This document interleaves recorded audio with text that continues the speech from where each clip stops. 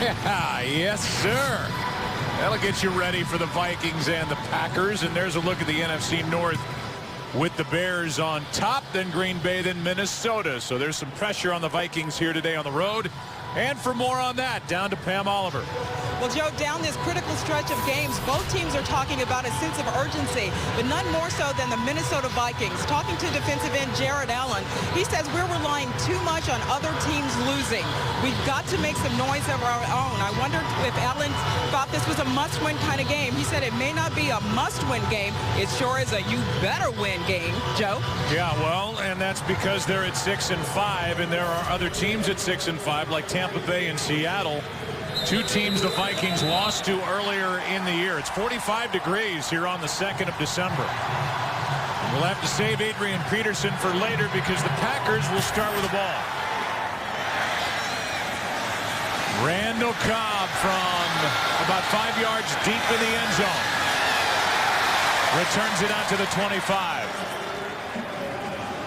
Josh Robinson on the stop, and happy birthday to Aaron Rodgers. Feel like singing this early in the day? Troy is 29 today. Yeah, happy birthday to him, and he's hoping that today is a little better day than last week's game was, where he got rocked around pretty good. You know, that offensive line, as we know, has had some problems here in recent weeks with the injury to right tackle Brian Bulaga. He got hurt in week 9, and they've been trying to reshuffle up front. It hasn't been pretty the last 2 weeks. Quick setup and throw, and Troy, we should see a lot of that today with a lot of three-step drops. Ball comes right out. This one to Finley, good for 5. Yeah, and I think the other thing we're going to see more of is some of the no-huddle that Green Bay over the years with Aaron Rodgers has been so effective using. They want to really pick up the tempo early in this ballgame. Which they do right here, and the handoff is to Green.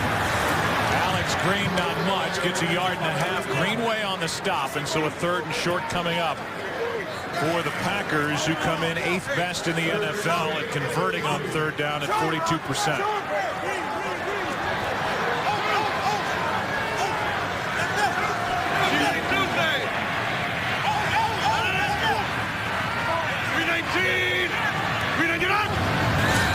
And they just got a free 5. First down, deep shot. Nelson overthrown. He turned around looking for a flag, won't get it on Josh Robinson, but it looks like a free 5 it is. And a first down. 5-yard penalty results in a first down. Well, right out of the box, you're going to see Aaron Rodgers. He uses the hard count. He gets Kevin Williams to jump. He knows he's got one-on-one outside with Jordy Nelson. They take a shot, as you said. Nelson felt that there was contact on him, but they are able to get the first down. First play from scrimmage now for Greg Jennings, who's on the field for the first time. He was inactive the last 7 games. 319. Starts the play at the top. Rodgers looking in that direction, and now he will slide and run and get out of bounds. A nice pickup on first down, forced out by Greenway, a gain of about 7.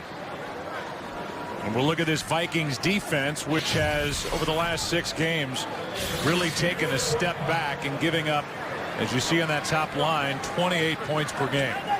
Well, it's not the defense that we're accustomed to seeing. You know, they're still pretty good against the run, not as dominant as they were. But I would have to believe the Packers, who have not run the ball well, are going to struggle with that part of it today. He says as Alex Green picks up a first down over the right side, a gain of 10. Greenway on the tackle, and it's a combination of Alex Green and James Starks. That's the plan here against Minnesota. Well, and Minnesota defensively is doing what really a lot of teams have done against the Packers this year. They're playing coverage, and they're going to try to make the Packers beat them by running the football, something the Packers really have struggled to do. Here is Green pushing the pile forward for 5. Robinson on the stop. But that's a nice start, as you said. I mean, Alex Green, he comes out on the previous play, has a nice gain, a good pickup there on first down. So Aaron Rodgers, Mike McCarthy, they've got to be real happy with what they've seen in the early going of their running game, because that will then help them against some of these looks that they've gotten defensively. 52. Yeah, right. 319. 319. Quick throw, wide open. Cobb first down, and he is wrestled to the ground by Brinkley. Brinkley tackled him up high and threw him down. The crowd thought there may be a face mask in there. There wasn't. A gain of 6. Oh, yes, there was. Sure was, and it's hard to imagine that they missed that call. You know, with the ball in his hand at the end of the play. Boy, I really like this no huddle. And when it's in the hands of Aaron Rodgers, they can keep defenses off balance as Cobb makes a man miss. That was Winfield. He got around, a gain of 3. Well, Mike McCarthy's probably pretty happy you like it, because I know Aaron Rodgers likes it. You know, I'm sure he cares. And the thing that they try to do with it is they pick up the tempo. You see, they're huddling now, but when they go to the no huddle, they're not in any real hurry. But then Aaron Rodgers can dictate just how fast the pace is. And sometimes they want to slow that down, as they did on this play by huddling. They came across again on 2nd and 7. Free play. Pass into the end zone. Why not? It's caught for the touchdown, James Jones.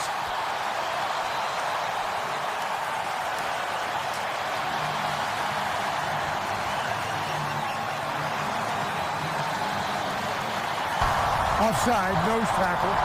The penalty is declined. Touchdown. Why not take a shot, no risk? And James Jones has done a lot of this in 2012. Yeah, James Jones, and he's working against A.J. Jefferson, who was actually in a pretty good position. Initially, he got beat. Jones is able to get in behind him, but then he was able to regather himself and get underneath the throw, but he just fails to make a play on the ball. For Rodgers, his 13th touchdown pass of over 20 yards. That one good from 32 yards out. And the Vikings, who won the toss and deferred to the second half, just watched Green Bay go right down the field. James Jones, touchdown catch, number 9. Today's game on Fox is sponsored by Southwest Airlines. Find our fares online only at southwest.com. The Green Bay Packers, who started with an opening drive touchdown last week at the Giants as well, and went downhill from that point on as the Giants took it to Green Bay the rest of the night. But James Jones wasn't even targeted in that game. First touchdown went to Jordy Nelson last week. As Crosby hits it into the back of the end zone, Sherrills takes a knee. Happy birthday to Aaron Rodgers. 7-0 Pack. Is sponsored by Bud Light, the official beer of NFL fans. Here we go.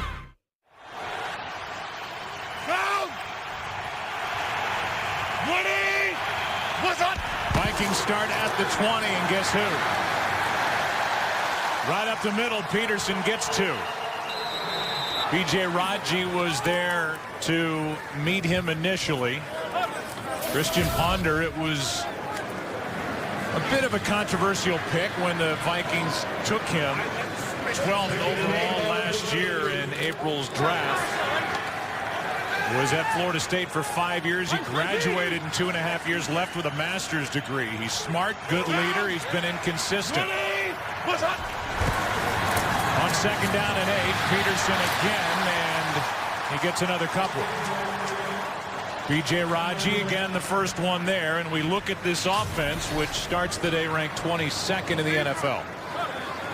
Well, this offense overall, I mean, you talk about Christian Ponder, it's really been an inconsistent group in terms of their ability to throw the ball and catch it. Of course, in the running game, Adrian Peterson, a heavy dose of him. We've seen him now, you know, in the early going of this one, and that's going to be the challenge for this Packer defense. Ponder's first throw is almost picked off by Burnett. Trying to force it into Kyle Rudolph, his top target. And it's 3 and out, and that was a poor throw by Ponder. Well, it's a poor decision because there's just nowhere to go with the ball. You see Morgan Burnett is out in front. You got M.D. Jennings, who's also in coverage and trying to fit a ball in between those two. You see Kyle Rudolph, he tries to do the right thing, knowing that Morgan Burnett is out in front of him, and hook it up. But Christian Ponder doesn't read it the same way, and they're fortunate that that ball was just incomplete. Cluey to punt. Line drive punt.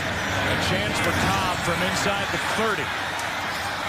Pretty well covered downfield, and the play was initially made by Everson Griffin. 47-yard punt, 10 yards on the return, and Rodgers right back on the field, up 7. Leslie Frazier took over the last 6 games of 2010, went 3-3, then just a 3-13 season a year ago. Got off to a good start, 3-1 this year. In fact, his team had a dominant performance 54. Against San Francisco, which is saying a lot. 54. But it's been pretty spotty over the last month or so, month and a half. Play action from Rodgers, pass caught by Cobb. And with more weapons available to him, thinking about Greg Jennings, as I say that, a gain of 7 to Randall Cobb. Yeah, and even with Greg Jennings coming back, you know, Aaron Rodgers was saying that he's going to primarily be an outside receiver, so it's not going to affect what Randall Cobb has been doing. Here's Starks. He's got a first down as Rodgers fell down, giving him the handoff.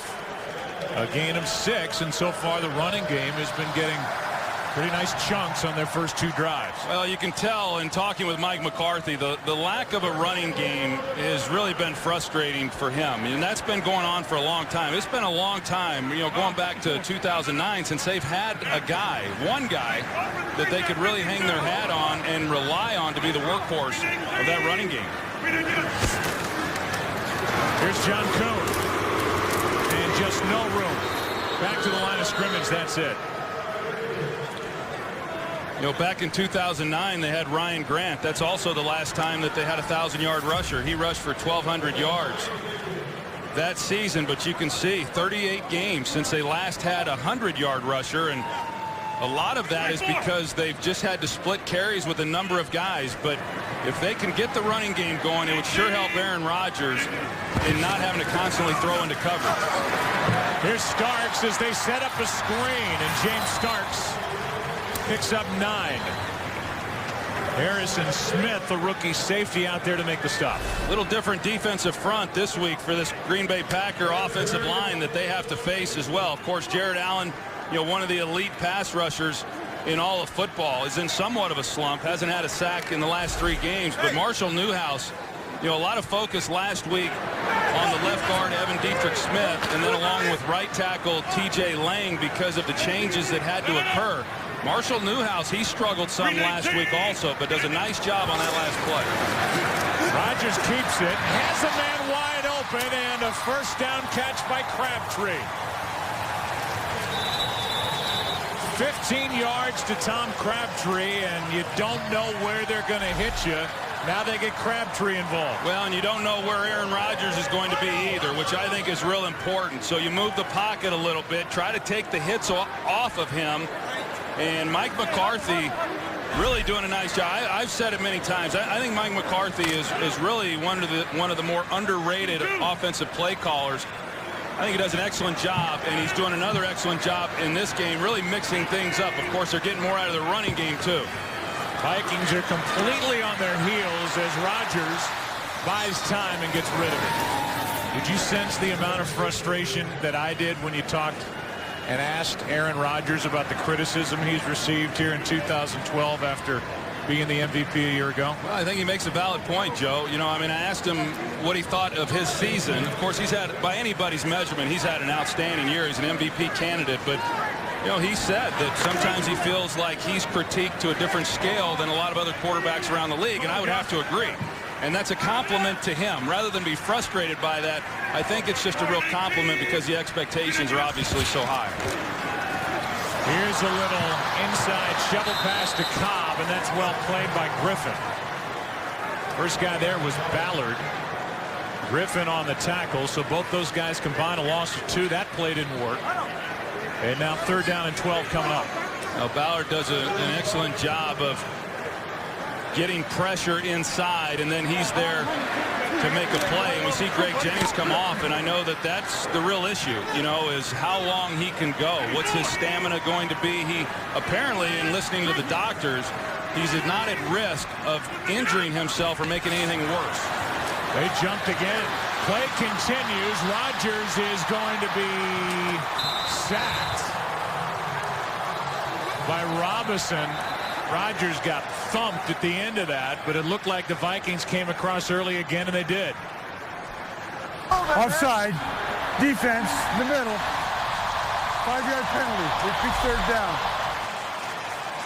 Well, they come off sides, and it negates really an excellent pass rush there by Brian Robinson, because he works his way through a couple offensive linemen on his way back to Aaron Rodgers, and now they've gotten him, you know, 3 times already here in the first couple of possessions.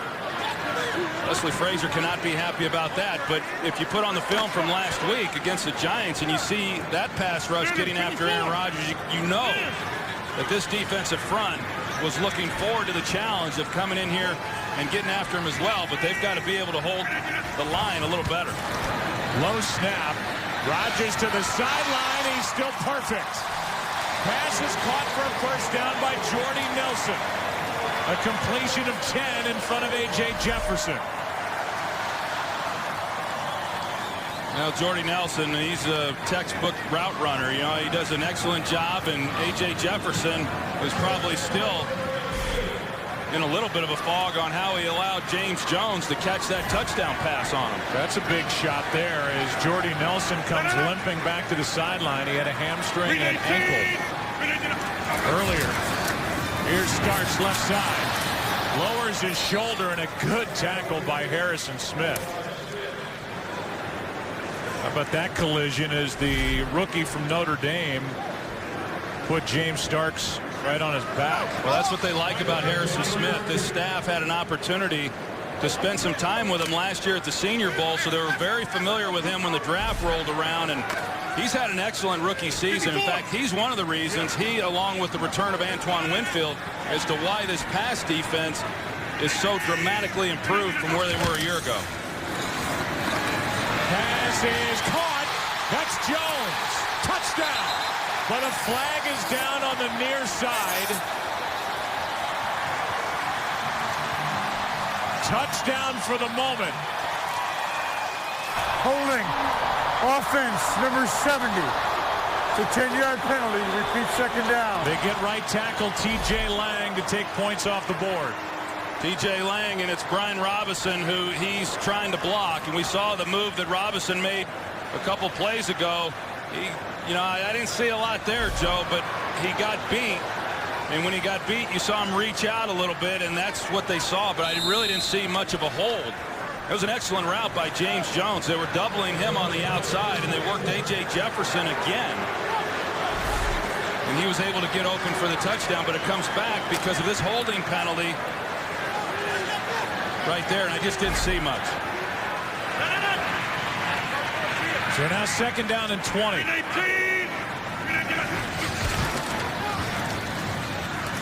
Pass caught by Green.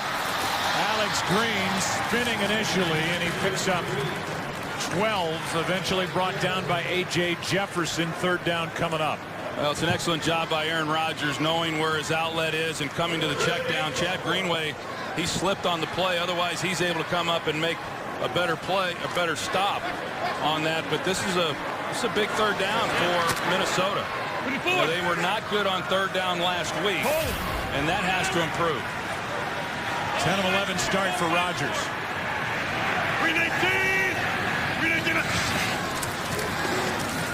Third down and 8. Pass is out of the reach of Jennings, and Rodgers ends up on the ground. Griffin was on his back. That comes from that left side. Marshall Newhouse, he's out of position, and Griffin's able to come underneath him and then put a hit on Rodgers. And you know, he's taken entirely too many hits, and some of the sacks have not all been due to the offensive line play. Some of it's been guys not winning on the inside. Some of it even attributed to Aaron Rodgers, but he got hit a few times on that possession.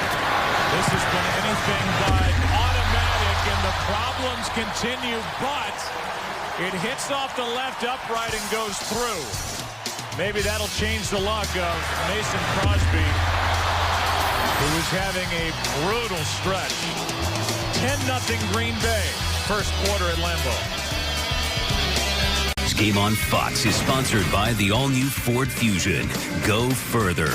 By This Is 40, the sort of sequel to Knocked Up, in theaters this Christmas. And by Sprint. Packers have scored 10 points, which matches their output from last Sunday night at the Giants. Jordy Nelson will leave. They'll check him. Left during that last drive, and Aaron Rodgers, who completed only 14 passes against the Giants last Sunday night, is off to a great start. As Sherrills returns it and is able to cross the 25. Boykin on the stop. Jordy Nelson will get attention in the locker room. But right now the attention should go to the Minnesota Vikings offense. Trying to somehow get something going, down by 10 on the road at Lambeau, as Nelson goes in for a closer look.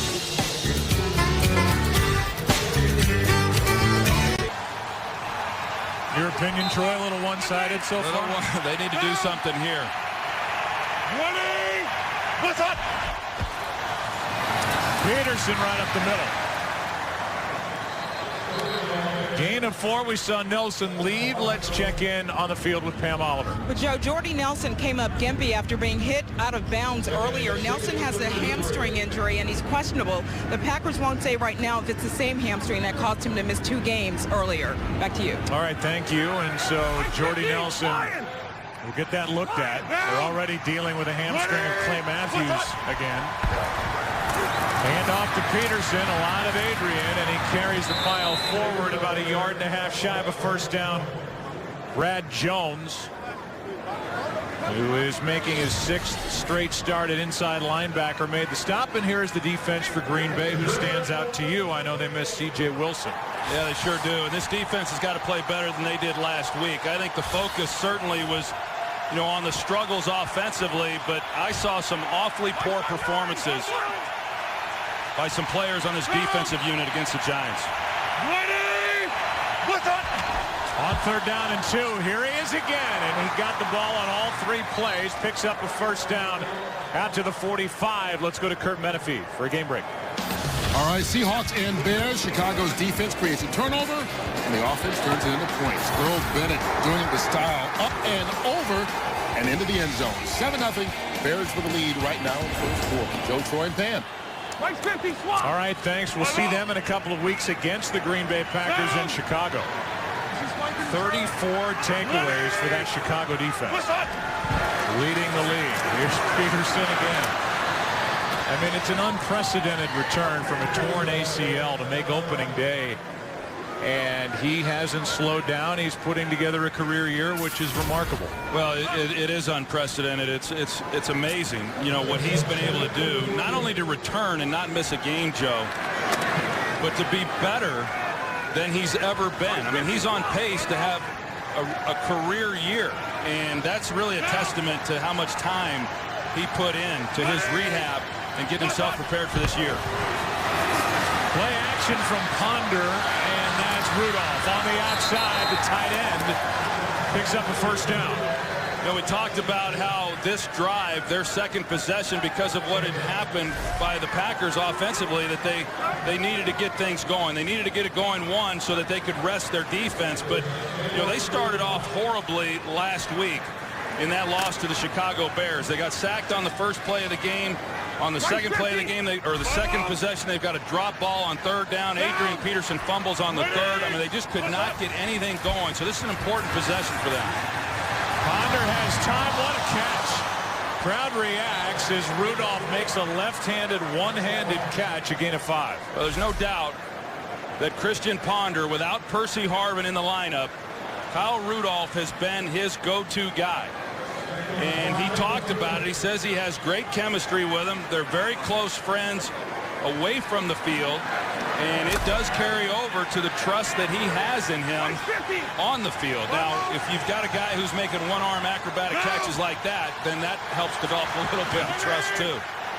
Under a minute to go, opening quarter. Here's Ponder using his legs and getting a first down with a completion to the fullback Felton. And just his second catch of the season, a 13-yarder. And that can end the first quarter at the Vikings 1-2 and a nice third down conversion. Yeah, you're going to see that Christian Ponder, he runs the play action. He's trying to go to Jerome Simpson on the outside. And one of the things that I've noticed from Christian Ponder, very quick to leave the pocket, sometimes a little too fast to get outside the pocket because he is so athletic and because he's had a lot of pressure inside. That time he had to, and he makes a nice decision. This will end the first quarter as Peterson over the right side is dragged down on the edge by Williams. By the way, that completion to the fullback was on second down, not third down. You spot me a mistake? Is that all right, Troy? Absolutely. Hey, we all make them. That's right. That's right. Second quarter coming up from Lambeau. 10-0 Pack. Second down and 7 as we start the second quarter at Lambeau. Down! Ready! What's up? Ponder pulls it down, will run, and his roll is about a half-yard shy of a first down. Gain of 6. Casey Hayward out there on the stop. You know, I was talking about Christian Ponder and how he's quick to leave the pocket. Watch the tight end here, Kyle Rudolph, and if Christian Ponder can move this middle safety, then he's got a shot in the seam for a touchdown, and I think those are a couple of the areas where he's got to get a little bit better. One, he's got to be a little more patient in the pocket, and he has to do a better job of moving defenders with his eyes. Handoff for a first down to Adrian Peterson. This is a good drive right here by Minnesota, really recognizing what was happening with the success the Packers were having offensively, and down 10 points that, you know, they needed to get it going. And so you start feeding Adrian Peterson, and he's picking up some yardage, and then Christian Ponder's been able to make some plays as well. But this is a good possession here for the Vikings. 10 plays, 5 minutes off the clock. Which is important to keep Rodgers on the sideline. Here's Peterson. Little stutter step, and that violent running attack. He gets 9 as he flattened Morgan Burnett. Well, the real key for Green Bay defensively, because as we know, I mean, Adrian Peterson is going to get the ball, and the teams that have success against this guy are guys that are teams that make him start moving laterally as soon as he gets the ball. If he's able to hit it with a head of steam, he's hard to bring to the ground. Those guys inside, Ryan Pickett, B.J. Raji, they've got to be better in the middle. Play action. There is Rudolph on the outside. The catch for a first down. There was more room out there, but the adjustment and the bobble cost him time, and instead of a touchdown, it's a 4-yard gain and a first down inside the 5, inside the 3. You can see the flow that happens here with that play action, and that's what you expect. And that's, of course, they're down here in the red zone, but I really have been surprised as we see Kyle Rudolph, one, just make the catch. Usually the coverage is so good that, they once said a bobble in this league's as good as a drop. Well, it wasn't that time for Rudolph. On first and goal, Ponder dropped it. It bounced right back into his hands. A loss of 5. Couldn't tell if Jerome Felton, the fullback, if the ball hit him as he's coming back to give the ball to Adrian Peterson, or what exactly happened. See, as he comes out, you see Felton 42, and it looked like Christian Ponder, was just not securing the football as well as he should have. That shouldn't happen. He's got to be able to navigate Felton at the fullback position and then execute the handoff to Adrian Peterson. Second and goal. They fake it to Peterson. Pass is caught for the touchdown. And his favorite target, Kyle Rudolph, finds some Viking fans for a Lambeau leap. The rest of this crowd doesn't like it. Well, when Christian Ponder turned that loose, I thought the ball was going to be intercepted. There were a lot of gold helmets around Kyle Rudolph. You know, and he's able to fit it in there, and I just don't know how a Packer's not able to make a play on the ball. It looked like Brad Jones, number 59, was in the best position, but he never turns to locate the football. But you can see how crowded that was. 2 receivers in the same area, 3 defenders, and yet they still completed for a touchdown. It's a 14-play drive. 7 Adrian Peterson runs on the drive, and Kyle Rudolph has his 8th touchdown catch of the year. 6 of them from inside 10 yards. This one good from 7. It's a 3-point game. Today's game is sponsored by Miller Lite. It's not just a good time, it's Miller time. By Jared, the Galleria of Jewelry, with 5 times the selection of ordinary jewelry stores. And by The Hobbit, An Unexpected Journey, in theaters everywhere December 14th. Christian Ponder was 5 for 5 on that touchdown drive. 4 of the catches by Kyle Rudolph, including the 7-yard touchdown flip. And it's a 10-7 game. Here's Cobb from about the goal line. Can't make the 20. Good coverage downfield, and it was Marvin Mitchell who made the tackle. Saturday, the UFC returns to Fox as lightweight champion Benson Henderson puts his title on the line against top contender Nate Diaz, highlighting a full night of epic fights. Coverage of UFC on Fox 5 begins Saturday at 8 Eastern, 5 Pacific, only on Fox. Now, coming into the game, Dom Capers knew that the 3 guys they really had to defend were Adrian Peterson, Kyle Rudolph, and Percy Harvin. Well, Percy Harvin's not playing, inactive once again. And Adrian Peterson had some success, as did Kyle Rudolph. Vikings don't have to defensively worry about Jordy Nelson, as this one in the direction of Jennings is incomplete. Working the sideline on A.J. Jefferson. Let's go for a game break. Here's Kurt Menefee. Well, the 49ers trying to avoid a tie with the Rams. They've got the lead right now. Frank Gore, 1-yard run. Puts them up 7-0 as they start the second quarter. They're in St. Louis. Detroit Band. Yeah, and it was in that game when they tied that Alex Smith left with the concussion. Colin Kaepernick, 6 of 7 to start his day in St. Louis, took over. You know the rest. Here is Jennings on the other side. He gets forced out by Robinson. Good for 9. And these fans are happy to have their number 85 back. After missing 7 straight with a lower abdominal tear, he actually had a procedure on November 1st to repair it. Yeah, he missed 7 straight, as you said, and then 8 games total. You know, I mean, this is just his 4th game to play. So they've been pretty much without him all season long, and they get him back, which is great. And then they lose Jordy Nelson. So this Packer team, whether it's offensively or defensively, has, you know, kind of had to shuffle things around each week because of the injuries. Here's Kuhn on 3rd down and 1, and he didn't get it. It's 4th down as he picked up just half a yard.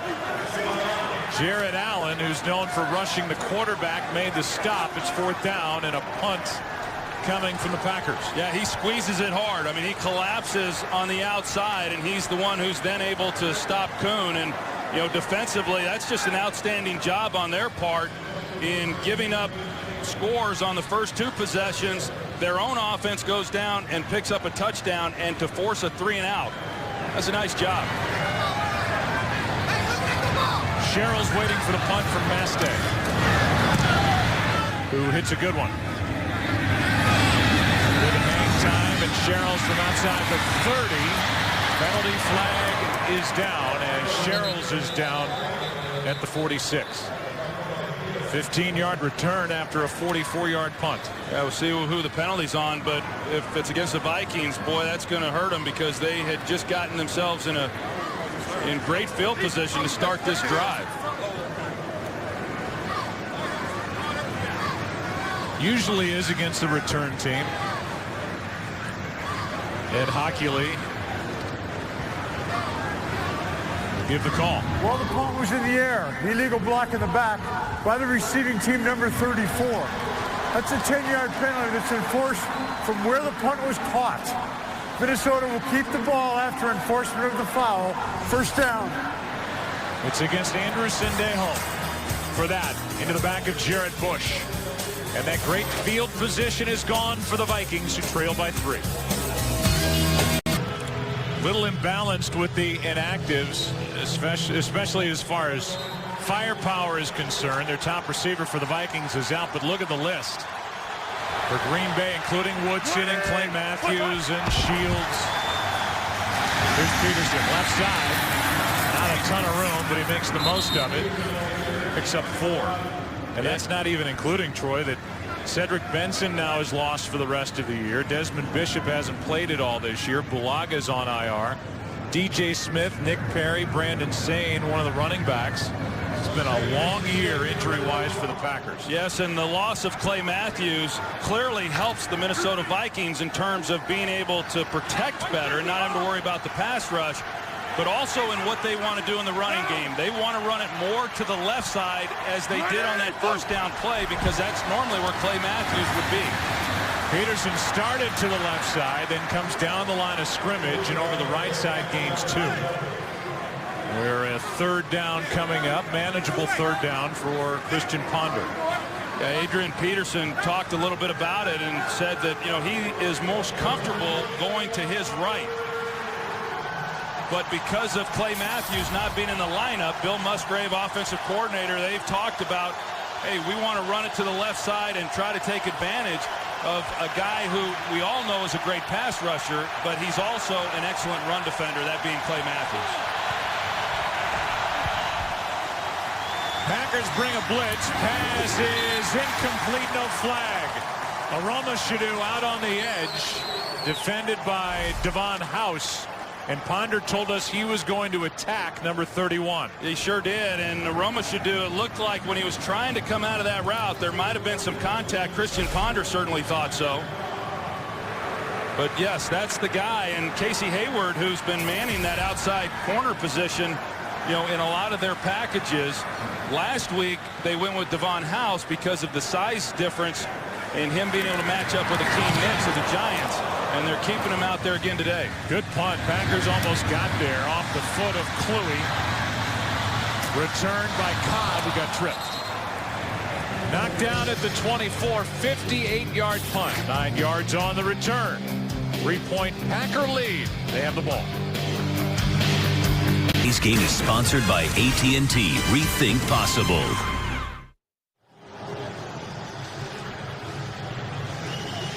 Packers with a football. They'll start this drive at their own 24. So far, Aaron Rodgers has thrown to 8 different receivers. And he started the day 11 of 14. 106 yards and a touchdown to James Jones on the first possession. Yeah. We need Gene. Toss to Starks running right.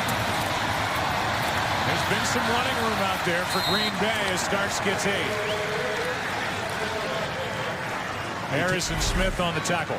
You see the safeties here. That's the look that the Packers have been getting here for the last several weeks, and this is what you have to then be able to do. You've either got to be able to run the football against those looks, or your inside receivers, whether that's Randall Cobb in the slot or Jermichael Finley at tight end, those guys then have to win within the passing game. But the best way to beat it, and the numbers are advantageous for an offense to be able to run the ball against those looks, and the Packers have had success today doing that.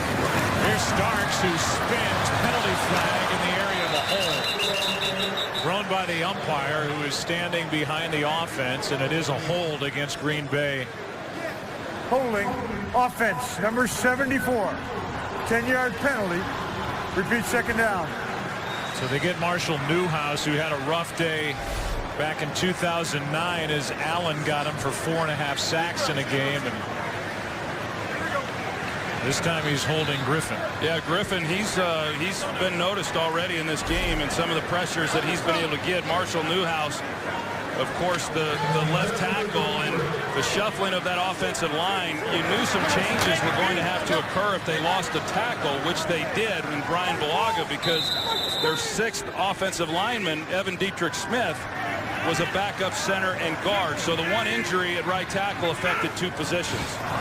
That may be the 4th time it is. Rodgers wants to air it out. Up for grabs and to the turf, but it looks like it's the fourth offside. Now flag from the secondary.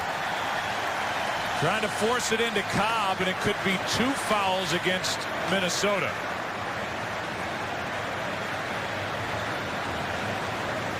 Raymond was in coverage, but here is the beginning of it as Griffin came across There were 2 early. fouls by the defense on the play. Offside, number 97, that's declined.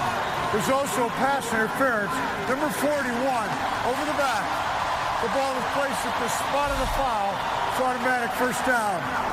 Mistrial. Raymond is guilty of pass interference.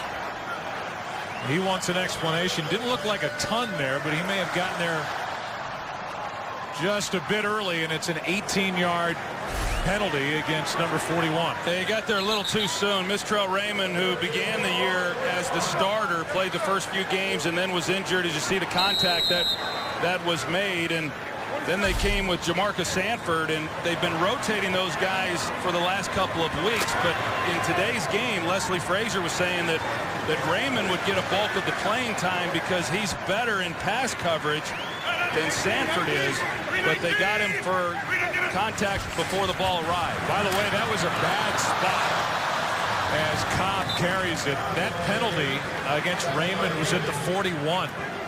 And this crew made a mistake, marked it at the 45, and now that 5-yard carry by Cobb takes it to midfield. I still didn't think on that interference there was much there by Raymond, but it was an 18-yard foul, and these Packers, I'm sure the Vikings feel, don't need any help from the officiating crew as it's now 2nd and 5. It's pretty nice when you're a quarterback and you have free plays, and Rodgers had about 4 of them already. Yeah, he's had 4. Here is Green. Green gets 4. Jasper Brinkley on the stop. 3rd down coming up. You know, thinking back to last week's game against the Giants and the number of hits, as we talked about the offensive line and 5 sacks and the frustration of Aaron Rodgers, no one was more upset about that than Mike McCarthy. I mean, he really prides himself on, as a play caller and a game planner, of protecting Aaron Rodgers. I mean, some play callers, you'd say, hey, they don't put as much emphasis on that. That's not the case with Mike McCarthy. He does not like to see number 12 on the ground at the end of a play. Rodgers shucks the tackler and now throws incomplete. Downfield for Finley. It was a good throw by Rodgers. There was pressure by Jared Allen, and Jermichael Finley may have missed on a catch. He has had a lot of drops. That's Jared Allen. You know, comes with the speed rush. We've seen him come underneath a couple of times on Newhouse because of his angle. He's not able to get Rodgers to the ground. Just simply man-to-man coverage. No help on anyone. Everyone's locked up one-on-one, and nobody was really able to shake free. End over end punt and a fair catch by Sherrills. So the Vikings defense makes a play on 3rd down. 38-yard punt. Vikes have it down 3. That's TJ Lang with his shoe off, his sock off, and moving the foot around. They can't lose anybody up front. Got kicked in the back of the calf or the ankle on that last play. They are awfully thin on the offensive line. Here is Ponder rolling right. Now cuts upfield and has room to run. He dives forward.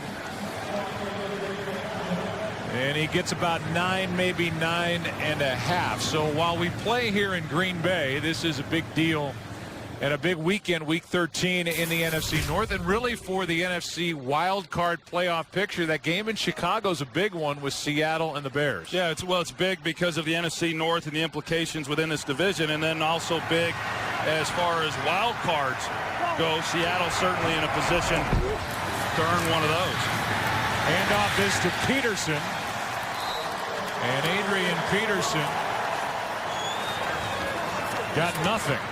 Morgan Burnett, A.J. Hawk in there to make the stop. So there's the wild card picture with Green Bay and Seattle leading the way. Minnesota at 6-5. They lost earlier this year to both Tampa Bay and Seattle.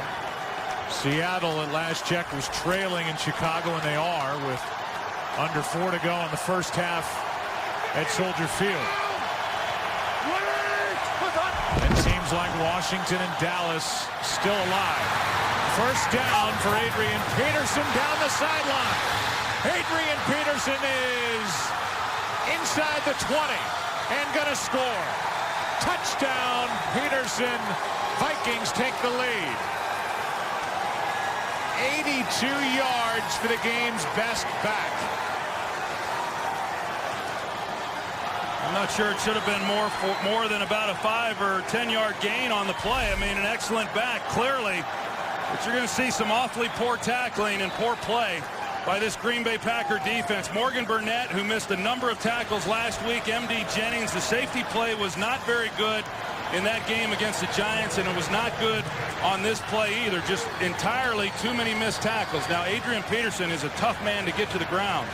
But you had the sideline, as you see Adrian Peterson checking himself out on the big screen. See if anybody's bearing down on him. But another big play by Minnesota. I mean, they do not get a lot of big plays in their passing game, but they do get a lot of big plays in their running game, and that's because of Adrian Peterson. Here are the eyes of Adrian Peterson checking out the scoreboard here to see if anybody was close to him. That is a career-long 82-yard touchdown run for Adrian Peterson. I mean, you talk about balance, strength, a violent runner, and you know he's going to get the ball. I don't think there's anybody better in the game or has been anybody better in the game in the last 5-10 years at beating an 8-man front from the running back position. He is the best, and he's having a career year, and he's just put the Vikings on top. Yeah, I mean, he's maybe the strongest back to have ever carried the ball. I mean, he's just enormously strong, and he's got desire unlike any guy I've ever seen. I mean, I don't want to be prone to hyperbole here, but I think that when you look at the way he runs, he's violent, the way he finishes, every run he thinks he can take to the house. Having said that, that was pretty poor by Green Bay. Here is Cobb on the return. The Packers are trailing now at home, and Cobb is brought to the ground at the 20. So now Aaron Rodgers, who had the incompletion on a 3rd down and 1 play, and shortly thereafter he watched Adrian Peterson take it 82 yards. Now you've got Don Barclay at tackle. He's at right tackle, the rookie, a college free agent from West Virginia, and what was an already thin offensive line with regard to the backups because of the injuries. They have only one left on the bench, Greg Van Roten, another college free agent. So Barclay at right tackle. They run to his side, and Alex Green gets 3. Aaron Rodgers, Troy talked about it with us when we visited with him. He said, you know, he was concerned about the offensive line coming in. They hoped that Derek Sherrod would come back from the broken leg last year. He's out for the rest of the year. They lose Bulaga to a dislocated hip in week 9. They were checking the low left leg of TJ Lang moments ago. I mean, when your franchise wears number 12 and you're having trouble protecting him and keeping him off the ground, that's a big deal. 2nd and 7. Here's Green left side. 3rd down coming up. It's a huge deal, and it's not really all that uncommon when you look around the league. You know, I mean, a lot of offensive lines are having some problems with some injuries. The name you mentioned there, Joe, Derek Sherrod, is the guy who, you know, really kind of threw this whole thing into somewhat of a quandary coming into the season. I mean, I don't know that he would have been the starter. Certainly when he was drafted in the 1st round to be the starter, but in all likelihood, Newhouse was going to be the guy, but at least he would have been in the rotation. But yeah, now Barkley having to come in for the injured Lang. Penalty flag on the play. It's picked off by Allen. Jared Allen on the return, and the Vikings have taken it away from the Packers. There's a flag down, but it looked like a hold against Green Bay, and Minnesota will take over, leading by 4. We'll get the call. I think they got There were Barkley. fouls by both teams on the play. Holding, offense number 67, personal foul, roughing the passer, defense number 93. The foul is offset. Replay, third down. So that eliminates the interception because of what Kevin Williams did right there. I guess, unless there's more to come. It was Griffin who hit him, not 93. They got Barkley for the hold, and that's what they called Everson Griffin on that hit. You got to be kidding me. I mean, that's a poor call, and Ed Hockley makes the call. I mean, he's the one who's protecting the quarterback and watching the quarterback, I should say. And, you know, Barkley, he turns Robinson loose and or gets the hold on Robinson, and then the deflected pass. Jared Allen makes a heck of a play, but I do not agree with the penalty on Griffin whatsoever. False start, offense, number 88. 5-yard penalty. It's third down. So let's go back. It was this hit after the interception, and it was Griffin. That's awful. I mean, what, we're That's supposed awful. to just let him come in, and obviously the alert is out because of what Jared Allen did to Lance Lewis after a Winfield interception last week. But you said it, you didn't agree, neither do I, and it's a big turn of events. Now another chance for Aaron Rodgers, who's in trouble and finds John Kuhn. Depends on the spot, and they have spotted it inches shy of the 30.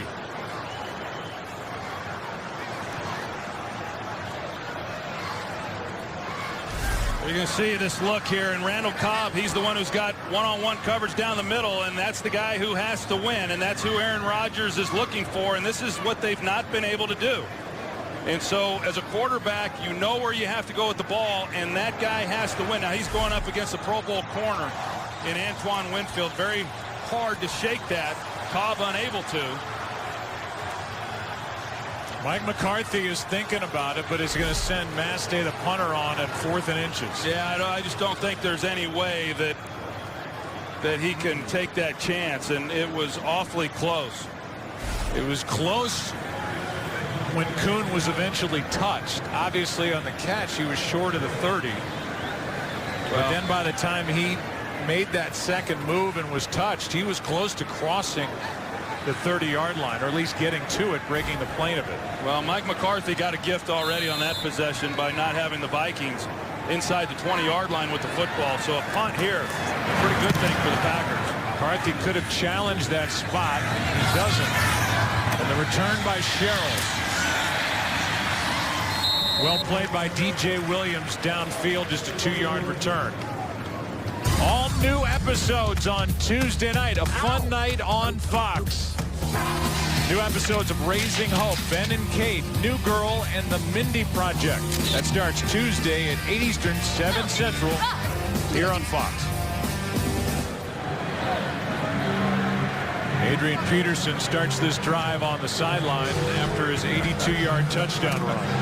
And Dom Capers, well, I don't know if he's the happiest guy in the stadium. I bet those 11 guys in gold helmets are even happier than he is. Ready? What's up? Here's Toby Gerhart. Nowhere to go. A gain of 2. That's it. Desmond Moses out there on the edge to make the stop. You know, we had the chance to visit with offensive coordinator Bill Musgrave yesterday, and you could kind of hear, I don't know, the resignation in his voice and some of the frustration that he's had to deal with, you know, with the lack of their big plays in the passing game or their consistency. Started off the year very well. It has been a struggle here over the last 4 or 5 games. From out of the shotgun, Ponder anxious to run. Pickett makes the play, a gain of 3.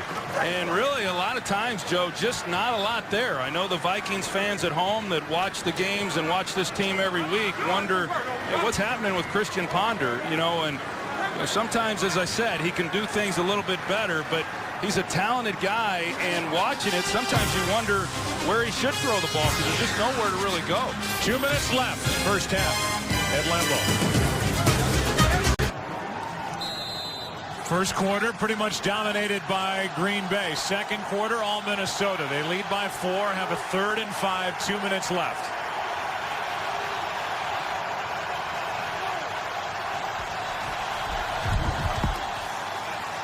On 3rd down, pass is skipped into a wide open receiver, Jerome Simpson.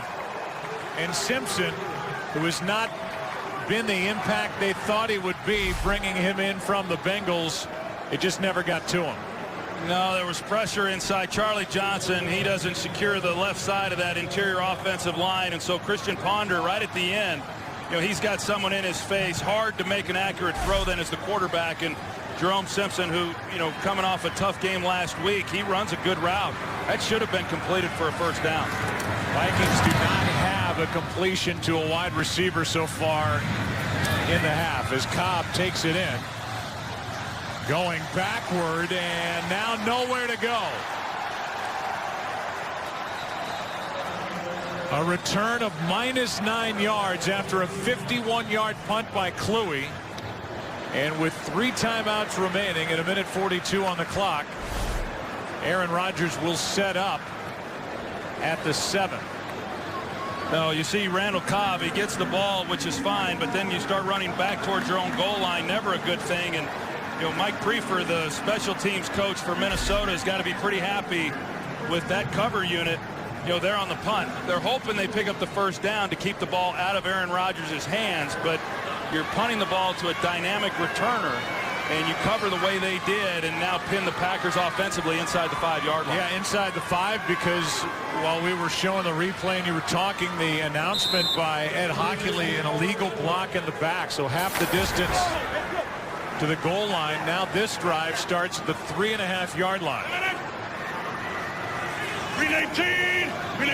Last 3 drives, the Packers have done nothing. Here's Crabtree. Greenway on his back, and a gain of 5. Winfield helped to clean up on the tackle. 1:30 and counting, 2nd and 5. Yeah, and Mike McCarthy, he's just focused right now on picking up a first down, and you know, not that the decision to throw it there is indicative of what he's ultimately thinking. I think he just realizes that we're going to have a hard time running the ball down backed up like this. We have a better chance of getting something going in the air. And then Aaron Rodgers just has to be real smart with the ball. Barclay still at right tackle as Rodgers has all day. And now floats it out of bounds. 3rd and 5 coming up, under a minute to go. Yeah, real good protection and just nobody getting open. I think that's the thing that we just have not gotten used to really seeing. I mean, it's happened a lot here lately, but last year, you know, there were guys, you know, you give Aaron Rodgers that kind of time a year ago and he was picking you apart, and that just hasn't been the case. And there's been some frustration on Aaron Rodgers' part because of it. Well, there's no Jordy Nelson now with the injury to his hamstring. Jennings has to get back into game shape. 319. On 3rd down, Rodgers finds Finley for a first down. And Jermichael Finley rolls with a first down at the 20. And Green Bay will spend a timeout. So with that, we'll check in with Los Angeles and hear from Kurt what's coming up at halftime. Hey, coming up on the Visa halftime. You'll get caught up on a great day of action in the NFL. Including The Detroit Lions. and Indy and Tom Brady and the Dolphins and a whole lot more. A whole bunch more. On the Visa halftime. And we will be in Sarasota on the 29th for a big revival. 2 shows. 2 shows. Jimmy had to hide his plate of nachos before they showed him, huh? Here's the catch by Jermichael Finley on 3rd and 5. And a clean catch at the 21.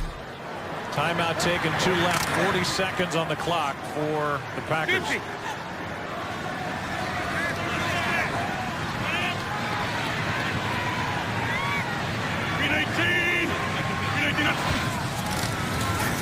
Down by 4. Pass caught by Jones. He's got a touchdown in this game, and here he's got 8. Winfield on the tackle. They stop the clock with 32 seconds left. Timeout, Green Bay. We look at pressure on Aaron Rodgers. With that offensive line, he has been sacked 8 times, hit 12 times over the last 2 weeks.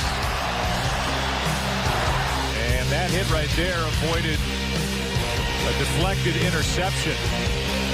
The last time the Packers had it, last 3 drives have picked up nothing for Green Bay. Well, we saw Green Bay come into this game running their no-huddle offense, which, as we said, they're very adept at doing, and they do it very, very well. And now they're able to control the protection schemes a little bit better, try to minimize some of the hits when they do not go to the no-huddle.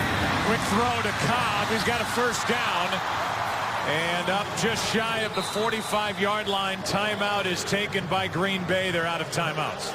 And I think that because of Barkley now coming in at TJ Lang at the right tackle position, I don't know that as we go into the second half, we're going to see any more of the no huddle. Mike McCarthy likes it, but not if they're not protecting Aaron Rodgers better. Of course, in this situation here, they're going to go the no huddle as we see Mason Crosby. Who knows how close they've got to get to feel good about what he's going to make. It almost doesn't matter how close they get. He hit the upright on a 30-yard try that deflected through to make it 10-0 at the time. I don't know that it's so much the distance as it is direction for Crosby, who had missed 8 of his last 15 coming in, and is just 1 of 6 from 50 yards or more this season. Rodgers, with no timeouts remaining, finds John Kuhn in midfield. So Rodgers can get him into field goal position. I would imagine any opponent for Green Bay the rest of the way thinks we can keep it close. Maybe we can get a special teams win with the struggles of Mason Crosby, and the spotlight maybe again on him after missing from 55 last Sunday night at the Giants. And Mike McCarthy said he's still confident, that Mason Crosby is still confident, and Mike McCarthy is still maintaining confidence in him and says they make determinations before the game begins as to when they will go for it or what yard line they need to get to, and it's not going to affect what he decides. Here is one right over the middle. They're now knocking on field goal range, a gain of 11. They'll have the official falls down. They'll have a chance to clock it, and now we'll see Crosby, although a flag is down. And a 5-yard penalty against Green Bay would be a big deal here. Well, Rich Hall was the umpire trying to get the ball spotted, and you saw Aaron Rodgers not happy that they couldn't get it spotted any sooner. You can see Rich Hall comes in. Defense, number 59. 5-yard penalty. Repeat first down. They, for the 5th time, flagged the Minnesota Vikings for an offside. And that takes a little bit of the edge off this try. It'll be a 53-yard try. Here's the first attempt by Crosby from 30 that hit the upright. This will be a 53-yard try instead of 58 after the offside. And the Vikings, don't forget, they're pretty good at blocking these as well. Williams blocked one last week at Chicago. And that's not even close. There is no way that is a confident kicker. No, I was just going to say, I mean, even though Mike McCarthy says Mason Crosby is very confident in being able to make the kicks, the shake of that head told me a completely different story. The big play of the first half, the Adrian Peterson 82-yard touchdown run. A career high for all-day Adrian Peterson. And that gave the Vikings the lead. And you have to believe that there will be more conversation and maybe tryouts this week in Green Bay for a new kicker, because that 53-yard try wasn't close. Oh, and as you move into December and you're talking about games in the playoffs or in a playoff run, I mean, oftentimes that's the difference in winning and losing. 14-10 at the half. Kurt Menefee in L.A. Visa halftime coming up right now.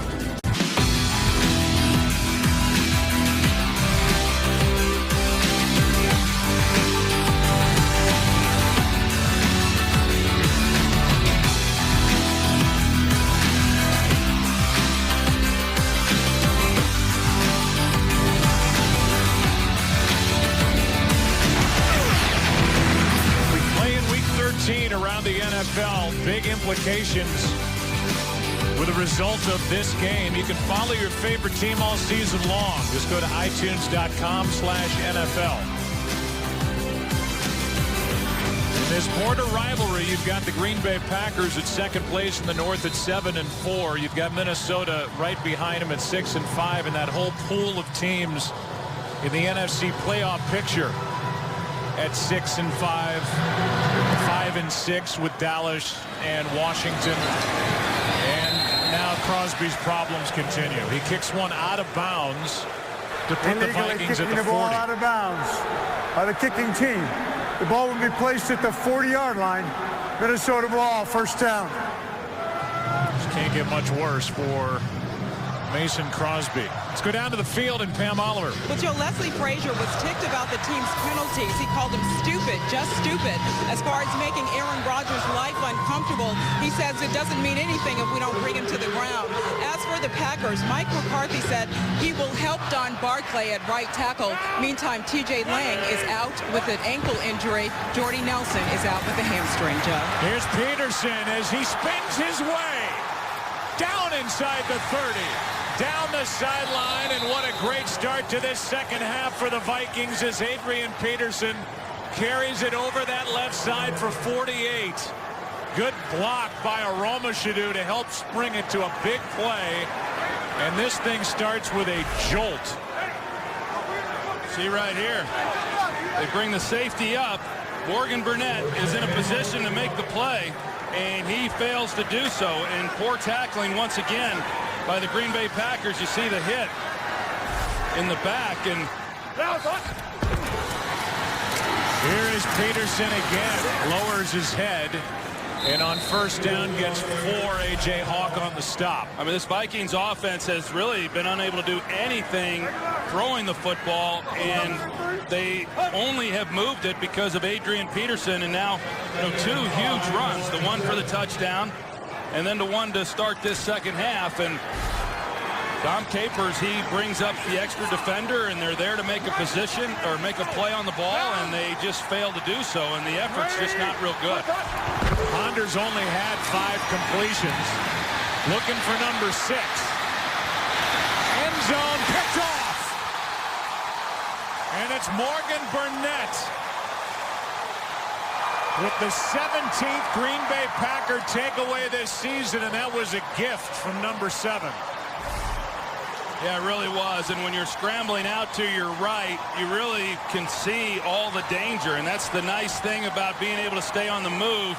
But when you do come back across your body and throw back towards the middle of the field, you have to then know who can take those throws away. And the only guy there was Morgan Burnett. And it's hard for me to imagine that Christian Ponder didn't see him. Trying to get it to Jenkins. Burnett was there for his first interception of the season, and it was a big one. The Packers not showing the ability to stop the run at any point today or stop Adrian Peterson, and they try and throw it. And Ponder throws the interception. Now Rodgers rolling out, will step out. Greenway out there, a gain of 1. And there was just nowhere for Aaron Rodgers to go with it. Yeah, this is, as I said, I mean, you see a lot of this from the Green Bay Packers here recently. You know, I mean, Aaron Rodgers, they moved the pocket, something that they wanted to do, take away some of the hits on him. And that's all great. But somebody then has to get open. Teams have not had to blitz Green Bay because with the front 4, they're able to get pressure with this bad Green Bay offensive line. Only 4 men on the rush here. Rodgers skips it to John Kuhn. And now it's 3rd down and 9. Well, you talked about it early in this game, Joe. Last week, first possession of the game against the Giants, they throw the touchdown pass to Jordy Nelson. A week later today, they come out, first possession, they get the touchdown pass to James Jones, and really not a lot of offensive production after that. The next possession, they went down and they got a field goal, and they really have done nothing since the first 2 possessions of this game. Now 3rd down and 9. 258. 258. After the interception by Burnett. Pass caught. First down. Finley. Out across the 40. And Aaron Rodgers threw back across the field and completes one for 21.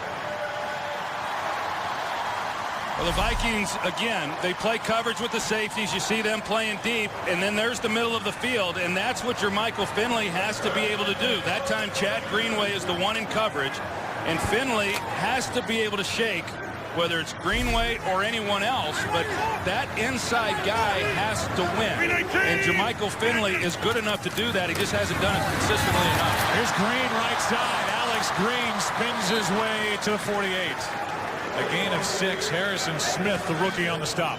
Yeah, and you know, the Packers, as far as their running game's concerned, they've run the ball pretty well. You know, I mean, haven't had a whole lot of opportunities, but when they've run it here in the first half and then to start this second half, they've had more production than we've seen from them in a while. All right, here it comes. Second down and 4 starts now. So they are splitting the carries as they did for their best running day, as Starks gets 1. When they carried it for 28 times, 114 yards against Arizona here in Lambeau before the bye week. Well, there was a time when you came in against Minnesota and you just said, well, I don't even know that we tried to run it. You know, you just had no chance, and they're still pretty good. I mean, they've given up some rushing yards here in recent weeks. One of those times against the Redskins, RG3 rushed for almost 140 yards of it, though. 319. On third down, Rodgers in trouble, finds John Kuhn at the last moment. He's got a first down. And Aaron Rodgers got crunched, a gain of 6. Jared Allen was there a step too late. And back-to-back third down conversions for Green Bay. Yeah, at the end of this play, and Aaron Rodgers could have come down to Greg Jennings a lot earlier. So, you know, yeah, that was pretty good protection, really. I mean, Marshall Newhouse was the one who was assigned Jared Allen, and he did his job, but because Aaron Rodgers held the ball as long as he did, Allen's able to come back in late and put him on his back. 319. 319. Rodgers out to his right. A flag is thrown. Looks like a hold. Kevin Williams gets up off the ground. There were 2 Green Bay offensive linemen around him. Holding. Offense number 62. 10-yard penalty. Repeat first down. And it's Evan Dietrich Smith who's taken over at left guard.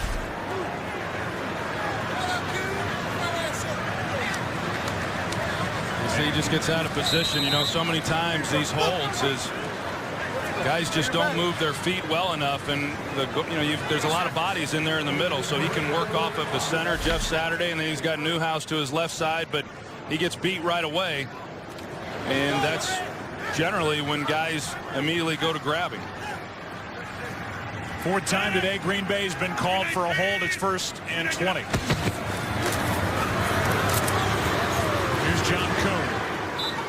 Up to the 49, a gain of 5. Jasper Brinkley on the stop.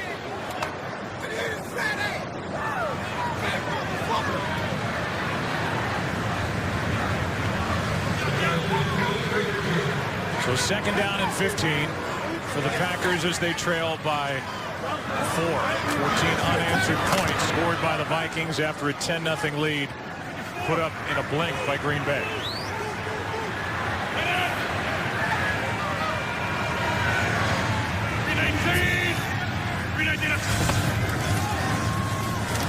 Pass caught. That's Jennings. First down. And his best catch of the day.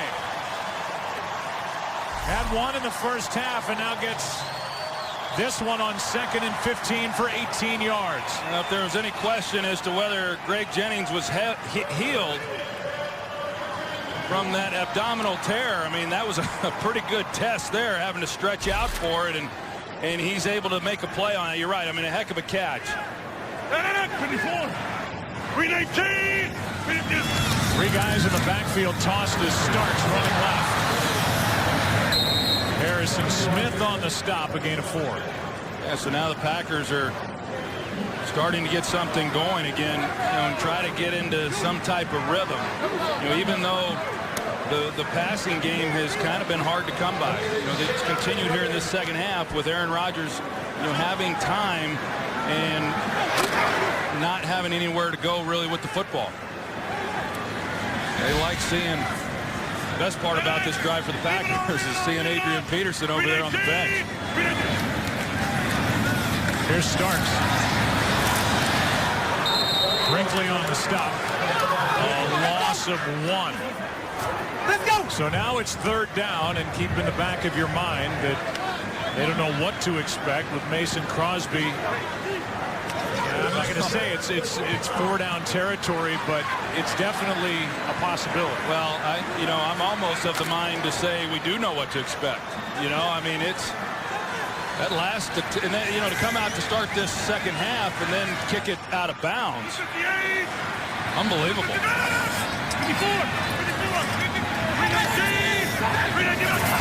Jared Boykin, young receiver at the top of the screen, is Rodgers.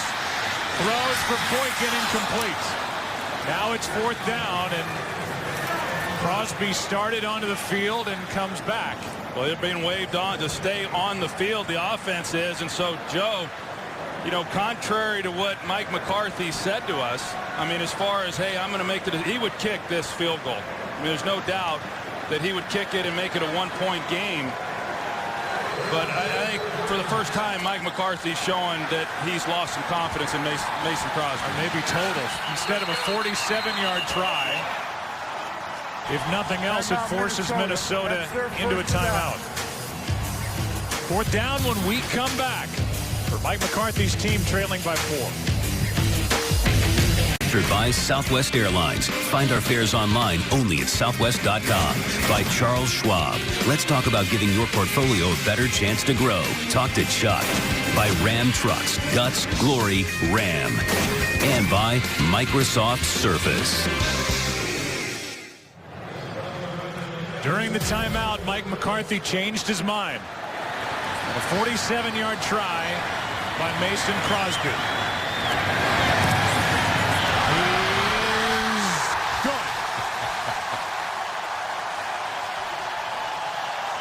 It started to tail just a little. He had missed from 53. McCarthy ran him out there. Had it all the way. 1-point game at Lambeau. Mason Crosby now has made as many as he's missed over his last 18 tries. But good from 47.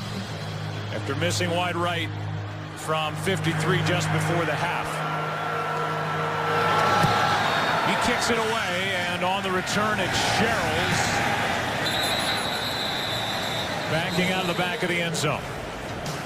So the Vikings were rolling until this interception from Christian Ponder into the hands of Morgan Burnett. It led to 3, and now a 1-point game. Adrian Peterson has 178 yards rushing. 6th straight 100-plus yard game, a Vikings record. The 82-yard touchdown run as this one's broken up by Hayward in the direction of Simpson. Still no completions to a wide receiver from Christian Ponder in this game. And for Peterson, his 12th career game with 150 or more yards rushing, that leads active players. And for Ponder, the 5 completions all day, all coming on the same drive and nothing on the outside. Well, they're averaging twice as many yards running the ball than they are passing the ball. Peterson back to the line of scrimmage, maybe lost half a yard. Raji, the first one there. He destroyed that play, and it's 3rd down and 10. The Green Bay Packers must have hurt you, Joe, because they had everybody up there prepared to try to slow down Adrian Peterson. Of course, as I said, they know that coming into the game. They just have not, the Vikings that is, they haven't had anybody on the outside that can beat man coverage. And it's hard to imagine that not happening. Here's a blitz. Here's one to the outside, and incomplete for Simpson. Devon House again. Ponder looks his way, and Leslie Frazier still waiting for something to open up downfield. That incomplete for Simpson. I mean, they came into this game wanting to attack Devon House, and I don't care who they attack, whether it's Tramon Williams or House or any number of guys. This is a defense that's given up a lot of big plays this year, and the Minnesota Vikings are making these corners look like Deion Sanders out there. I mean, they can't get a ball to any of them, and Adrian Peterson, without him, they have not done anything. Peterson, as a fair catch is called for by Cobb. Adrian Peterson has accounted for 77% of the Vikings yardage total here today. It's been all AP as the Vikes. Heck, he leads them by 1. The bigger loss offensively may be up front with TJ Lang out for the rest of the day with a bad ankle. So Don Barclay, the undrafted rookie right tackle, takes over. Jordy Nelson back with a bad hamstring, and a toss to Green running right. Alex Green got to the edge. Dragged to the ground after a gain of 5 by Everson Griffin. You talked about Don Barclay, and so they decide to run in his direction. He does a nice job here. You see, as he comes off the ball, he's got to be the guy then who secures the edge, and he's able to do that against Griffin. Griffin ends up making the play, but not before they pick up 5 yards. Also, Joe, when they're throwing the ball, they've been working John Kuhn to Barclay's side more to help him, give him a little bit more help against Brian Robinson. Cobb starts this one at tailback. Now he throws to Rodgers. A chance for a big play downfield, but it's underthrown. And intercepted by the rookie Harrison Smith. Trying to get it to Greg Jennings, and Harrison Smith underneath comes away with Aaron Rodgers' 8th interception of the season. You know, Randall Cobb's left-handed, so when they give the ball to him, you've got to anticipate a pass on his part. He played some quarterback, of course, in college, but instead they come back to Aaron Rodgers. Now, Harrison Smith does an excellent job. They're trying to pull him out of the play so that they have one-on-one on the safety, on the opposite safety, Sanford. But Harrison Smith is able to recognize it, come off of his coverage, and get back underneath the play to make the interception. Second interception for the rookie. The Vikings gave up a 4th-round pick to trade back up into the 1st round to get him, and they love him. Yeah, they love him, and I think Aaron Rodgers just said, I'm going to take a shot, and, you know, that's as good as a punt right there. Here's Peterson, almost broke free there. Burnett tripped him up, a gain of 6. You know, the one thing the Minnesota Vikings have not been able to do is find a replacement for Randy Moss, and that goes back a long time. But they traded Moss in 04. They got a pick and used that pick on Troy Williamson, 7th overall in 05. That didn't work out. Here's Peterson left side. He is a yard shy of a 1st down. They have Percy Harvin, but he's more of a slot guy and somebody that is more of that new type weapon in the NFL. They don't have the big threat on the outside, and now the question really has to become, do they have the quarterback to get it to the guy? If they get a big threat on the outside, Ponder has an interception in the 2nd half. Well, we'll address one thing at a time, but I would tell you that Jerome Simpson, who they brought in from Cincinnati, he's the guy who's supposed to be that threat. Has not been a threat yet. Here's Peterson, and he is stuffed at the 15-yard line, and a good job by this defensive front as Mike Daniels made the play. It's 4th down.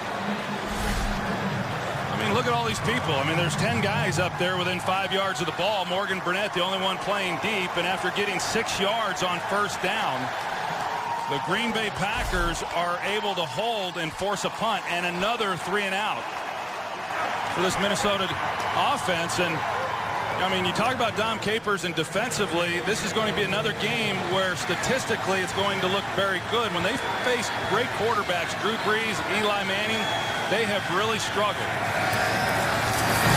Almost blocked by House. Cobb stays away, and the Packers will have their best starting field position of the day at their own 49. Devon House came close. Almost blocked it right off the foot of Chris Kluwe. Packers have it, their own 49, down by 1. Bill Musgrave, the offensive coordinator of the Vikings, wanted his quarterback, Christian Ponder, to complete passes at 70% today. He's in the 40s so far as Alex Green over the right side gets 11, and the running attack by the Green Bay Packers, for the most part, has been pretty effective and impressive for the way their season has gone to this point. Yeah, and I've been surprised by that, to be honest, Joe. One, because of the problems Green Bay has had running the ball, but you know, even though the Vikings aren't defensively what they were in run defense, you know, they're still 7th in the league in terms of yards per carry average. But the Packers have had success, as you said. Now Green trying to get on a roll. Picks up 7. Let's go for a game break. Here's Kurt Menefee. Well, the Bears trying to stay ahead of the Packers, taking on Seattle. Matt Forte slides into the end zone. They had to review it, but it was called a touchdown, 12-yard score. Pushed them up top by 4. 14-10 in the third quarter. Joe, Troy, and Pam. So you've got that important game going on in the NFC North. Green Bay and Chicago get together in 2 weeks. Green Bay ends the season at Minnesota.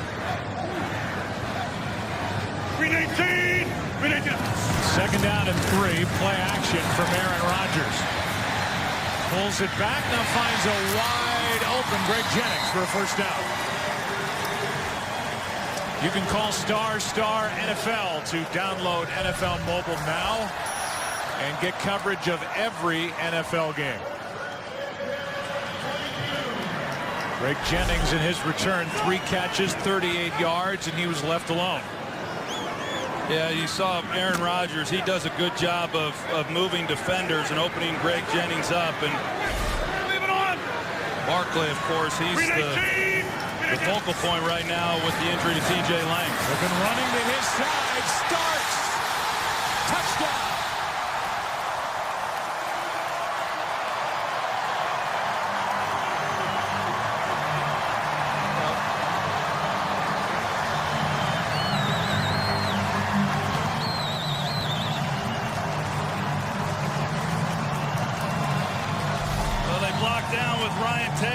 Pull Barkley, and he doesn't make a great block, but what he does is he forces Aaron Henderson underneath him, and because of that, it's as effective as if he had gotten him on the ground, and it gets James Starks then on the edge and into the end zone. Only the 3rd rushing touchdown of the entire season for Green Bay.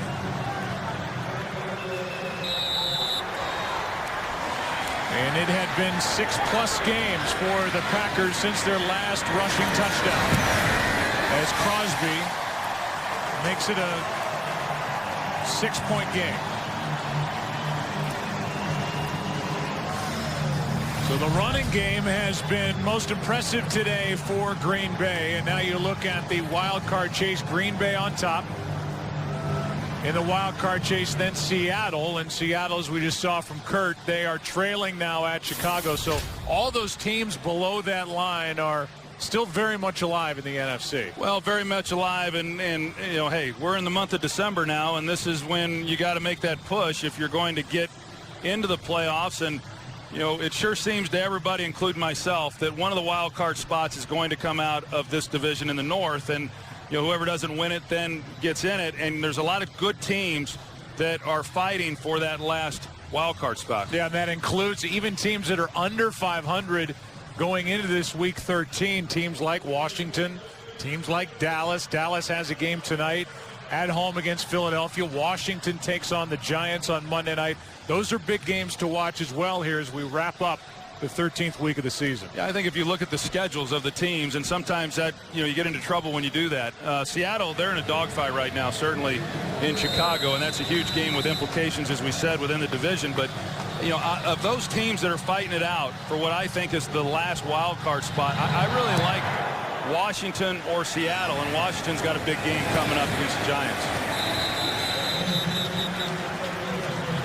This next drive will start at the 20 for the Vikings, down by 6. Saturday, the UFC returns to Fox as lightweight champion Benson Henderson puts his title on the line against top contender Nate Diaz, highlighting a full night of great fights. Coverage of UFC on Fox 5 Begins Saturday at 8 Eastern, 5 Pacific, only on Fox. Hey, you know, I said earlier that when we talked to Bill Musgrave, offensive coordinator for the Vikings, there was a little resignation in his voice. I wonder what he's thinking right now. There's just nothing there downfield, and now they've become one-dimensional offensively. Maybe they were coming in anyway as Adrian Peterson gets a yard. That's why when Christian Ponder told us the play action isn't working, I don't know how it can't, because you just have to expect that Peterson's going to get the ball. Well, the only reason it's not working is because they're not winning then on the outside. You know, and because you're right, they're going to crowd the line of scrimmage. You're going to get one-on-one coverage,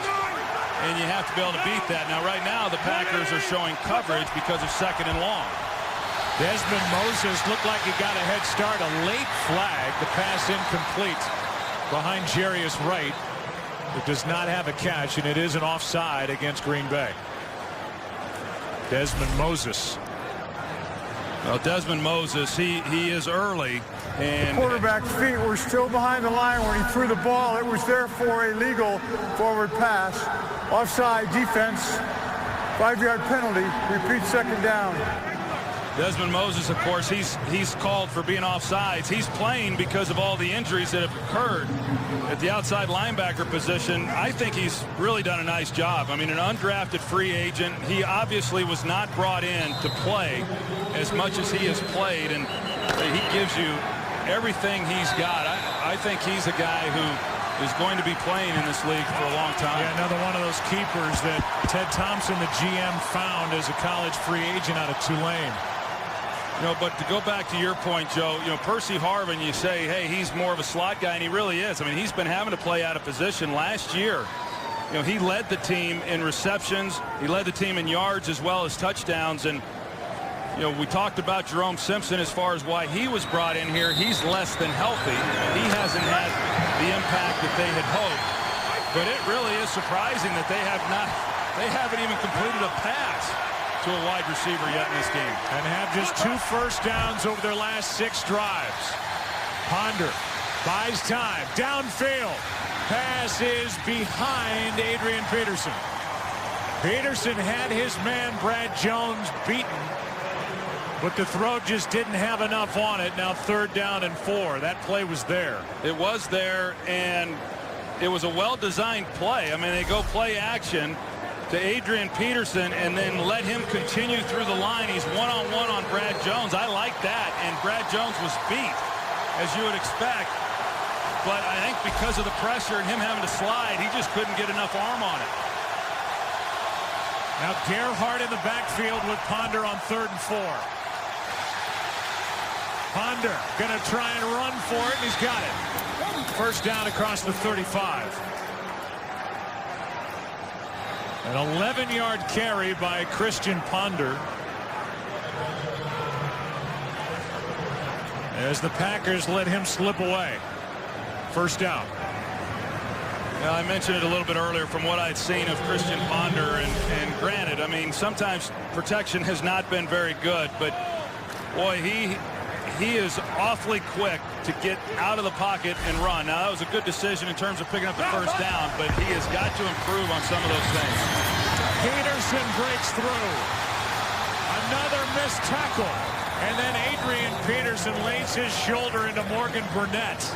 Another big run by Peterson, who is now over 200 yards rushing on the day. That was a 23-yard carry, and they don't have an answer. No, they don't, and you see the way he finishes these runs. I mean, it's going to be a collision. This guy doesn't know what running out of bounds is. You just wonder how long he's going to play in this league, Joe. I mean, he's as tough as they come. I respect him as much as anybody in all of football, the way that he plays the game, but he takes a pounding, and oftentimes it's on his own doing. Ponder looking downfield, has Gerhardt, but throws too high. But a flag for the hit by Tramon Williams.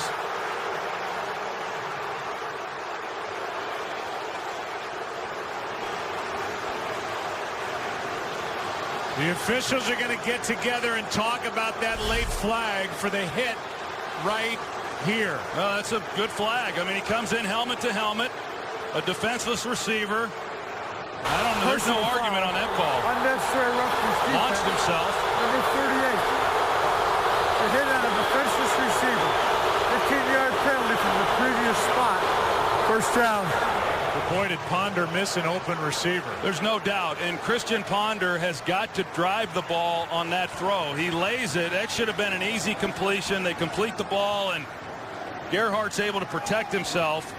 Instead, the throw's high, and he gets laid out because of it. McCarthy is going nuts down on the sideline. He is losing it to one of the officials as they showed that hit on the scoreboard. He's saying he hit him in the shoulder, but you called it right before the hit to the shoulder. It was a head-to-head hit on a defenseless receiver, and a good call. Crowd clearly doesn't like it. Play action from Minnesota. Pass is picked off. His second of the day, Morgan Burnett.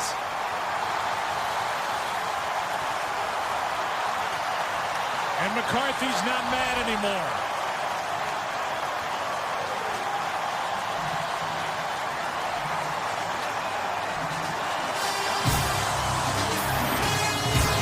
Third quarter is over. Packers with another takeaway, up by 6. Back after this from your local Fox station. Christian Ponder is now 0 for his last 7 with 2 interceptions. Does not have a completion in over 27 minutes of game time. On that, look at the day. Yeah, on that interception, Joe, he had one-on-one to the short side of the field and to a wide receiver, and that's really where the ball should go. He never even looked that way and just tried to force another ball into his tight end. From the 14, Rodgers rolling out right. And he turns it into a 3-yard run. You're going to see here to the left side of your screen, safety in the middle of the field. It's one-on-one to the outside right here. And he wins on the route. And if that ball comes out on time, that's an easy completion. Instead, he tries to come back to Rudolph, and he's late on that throw. If he throws that ball on time out in front, then he's got a chance to be able to make a play on it. Instead, Morgan Burnett undercuts the throw, and it's another interception. 2nd and 7. Handoff is to Starks, who's got a touchdown run, and now he's got a first down. Run into by Raymond after a gain of 9.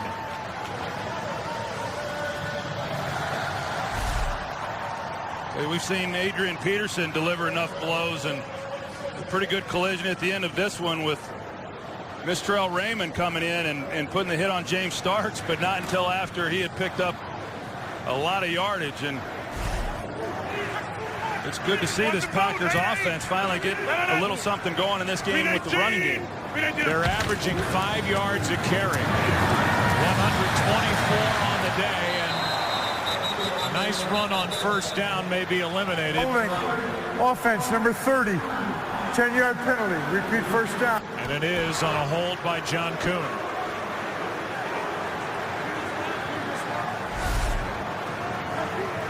John Kuhn at the fullback position, and that's where they get the...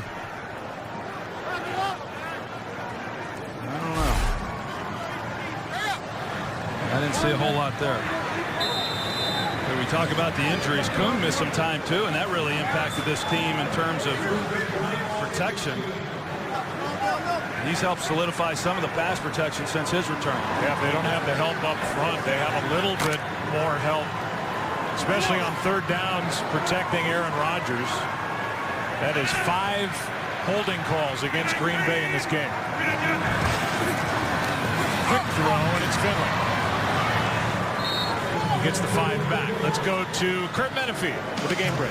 After going 10 for 21 with 3 interceptions against Arizona, Mark Sanchez has been benched. Greg McElroy comes in, puts up with Jeff Cumberland for the only touchdown of the game right now. 7-3 Jets lead it in the fourth quarter. Joe, Troy, and Pam. Of course, McElroy comes in because Tim Tebow is in street clothes due to bad ribs. Maybe that's why they made the move. Because McElroy was next in line. 2nd down and 15. Seen enough of those other 2. Here's Starks on a screen. blocking didn't really get out in front of Starks. Sitton and Saturday were behind him a bit. A gain of 7. Third down coming up. Well, you can see how frustrated Aaron Rodgers is, and I asked him that when I visited with him, that, you know, even as good as he's played, I mean, he's had a great year, but, you know, we've come off of some of the games we've called of his, and you say, as good as he was, you know that he felt that he could have played better, and he said there's no doubt. You know, I mean, he has been frustrated for a good part of this season in not being able to get more out of some of the plays that they've had. 3rd down and 8. Good protection. Pass is bobbled and caught by Jennings. It depends on the spot as to whether it's enough for a first down, but the bobble may have cost him enough yardage to get a fresh set of downs. It is close. He's right at the marker, and it looks like he's got just enough. Yeah, it does. When you know, the yellow line, of course. Unofficial. But it's awfully close to being official. So, yeah, it looks to me like they picked it up. And they did.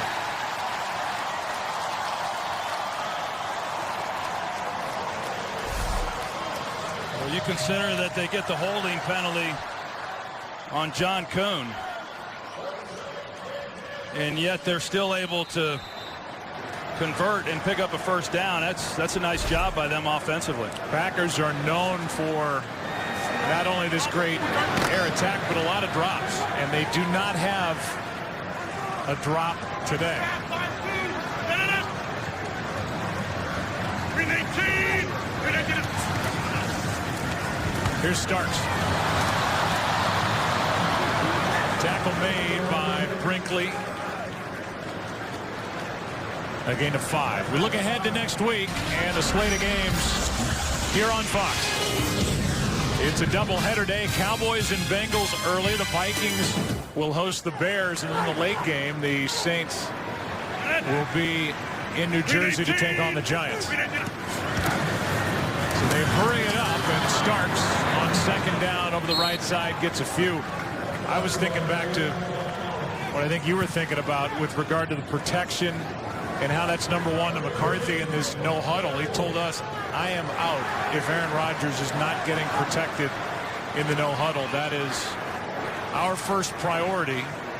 They went to it there on 2nd down. Now huddle up on 3rd and 2. Yeah, you know, Aaron Rodgers had the one interception where he took a shot, you know, on that gadget play with Randall Cobb. But other than that, which I don't even mind the shot that he took, even though it was intercepted, he's been patient. You know, I mean, as frustrated as he's been, he hasn't tried forcing a lot of bad throws. It's 3rd down and 2. Gets out of trouble and will run to pick it up.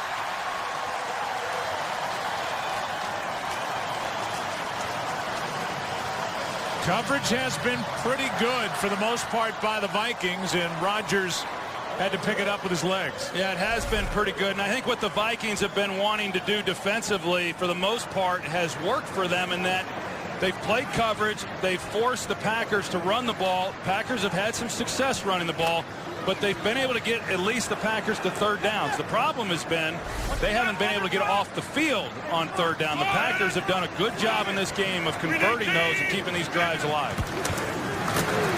Here's Green to midfield. Got 3. I mean, what's kind of remarkable, Joe, is looking at this game. If you know, you look when you consider how bad the passing game has been for Minnesota, the fact that they're even still in this game is pretty incredible. It helps that Adrian Peterson has over 200 yards on the ground and had an 82-yard touchdown run. But yeah, they're right there. If they can get a stop defensively at 2nd and 7.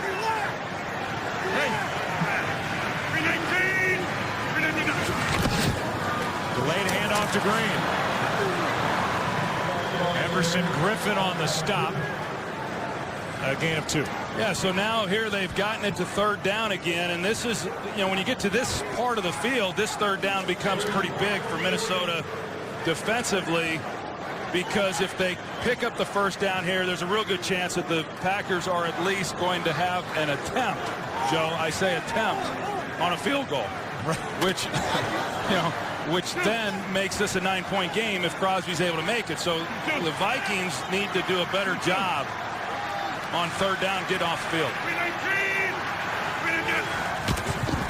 It's third down and 5. Pass is caught. First down. And a nice effort by Jermichael Finley.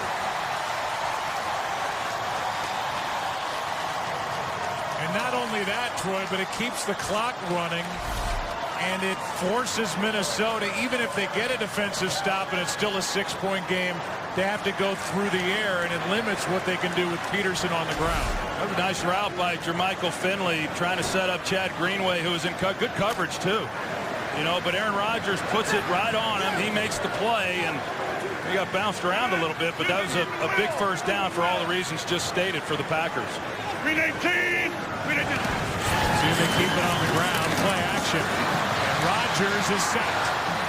Brought down by Jared Allen. He had gone 3 games without a sack.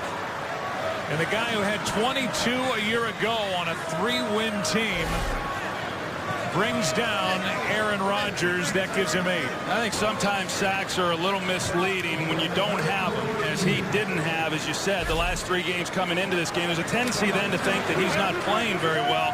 He's a tenacious pass rusher, and that's why he got the sack there. I mean, this guy's, I know you're going to love this, Joe. This guy's motor never stops, okay? I'm just telling you. He's all day long, and he loves the game, and he's a great player in this league. Play clock is winding down to 1, and the first timeout taken by Green Bay. He's got a high motor. Aikman said it, no doubt about it. Allen with a sack, 2nd and long when we come back. Today's Game on Fox is sponsored by Samsung Galaxy Note 2. The next big thing is here. By Bud Light, the official beer of NFL fans. Here we go. And by Burger King. Come celebrate 55 years of the Whopper sandwich at Burger King, where taste is king. This year in more than 70,000 schools at 1,700 events, and through the creation of youth fitness zones across the country, NFL Play 60 has improved the health of millions of American children through the power of play. Visit NFLrush.com to learn how NFL Play 60 could come to your community. 2nd down and 11 for Green Bay, under 7 to go. Packers lead by 6. Delayed handoff to Starks, and it's not there. Who is there is Fred Evans. And a loss on the play of 2, and now 3rd down and long. Really nice play by Fred Evans right in the middle, and Evan Dietrich Smith, the left guard, was the one right here in the middle of your screen, number 90. He makes a play on the delayed handoff, delayed draw, and forces another 3rd down.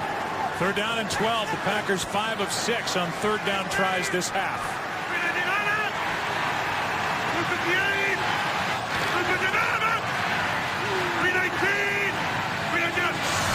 Vikings don't come across early. Rodgers throws and completes to Randall Cobb.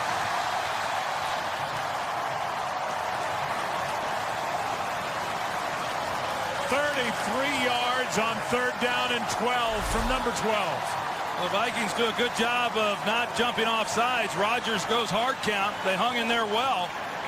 But because he's able to buy some time and keep the play alive and get outside the pocket, it makes it awfully hard on the defensive backs to maintain coverage, and Randall Cobb's able to find a hole within that zone.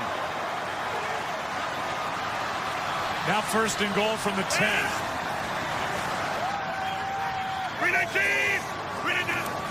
15th play of this drive as Starks gets flipped by Josh Robinson. But that was the crushing 3rd down conversion to Randall Cobb of over 30 yards on 3rd down and 12. Yeah, like I said, I think defensively, you know, this team, the Vikings have played pretty well. But the story for them, as you said, especially in the second half, is just their inability to get off the field. And they got him that time to 3rd and 12. and couldn't get off the field. And now points, a field goal, really put this out of reach for the Vikings. Rodgers' flag is down. Looks like a hold, and Rodgers gets dumped out of bounds. No flag for that on Jared Allen. But a hold preceded it. Offense, number 67. 10-yard penalty. Repeat second down. It's the rookie right tackle, Don Barclay. Right here at the end of the line, they got Alex Green giving him some help. Yeah, it's a good call. It's on Brian Robinson, so they give him some help, and because Rodgers gets outside the pocket, see there at the end of that play, but Barclay, he feels Robinson start to escape him, and that's what they do. They reach out and grab. The Vikings could and probably should decline the hold. It was a loss of 2 on the play. Let's see what they do. Minnesota is elected to decline the penalty. It's therefore third down.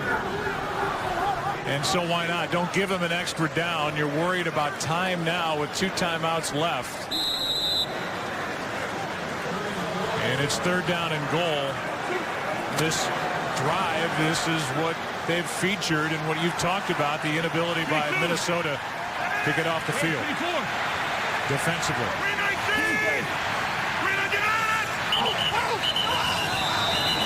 And now false start. Rodgers got one of his own. Well, Joe, I think, you look at this from Aaron Rodgers' perspective. Offense, number 62, 5-yard penalty. Third down. Tevin Dietrich Smith. But if you're playing quarterback in this game right now for the Packers, what you're saying to yourself is you've got a 6-point lead. And with a chance to make it a 9-point game. And a field goal's huge here, but then you've got a kicker who's really been struggling. Do you try to take a shot then into the end zone, or do you play close to the vest? I think you still have to play within your game. We'll see what Rodgers does here. They run it with John Kuhn. And Kuhn is down inside the 15-yard line, and now the big try by Crosby to make it a 9-point game with under 4.5 to go. He's hit the upright from 30. This will be a 31-yard try. He's 2 for 3 on the day. The big one was the 47-yarder he made when Green Bay initially showed they were going to go for it on 4th down, and McCarthy is just as nervous as these Packer fans.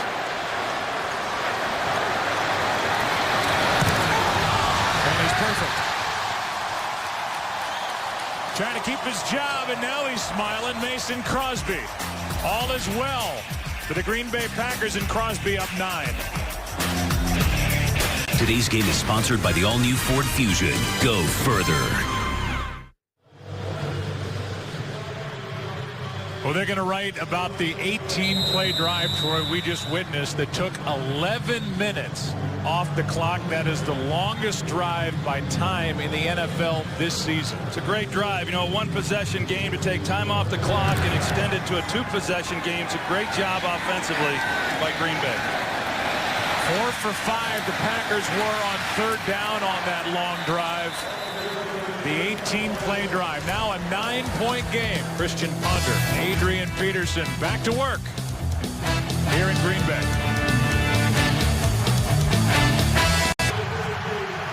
Christian Ponder will take over at his own 17. Down by 9. He has to throw it. He takes off and takes it up to the 20, a gain of 3. As Morgan Burnett was there for the stop.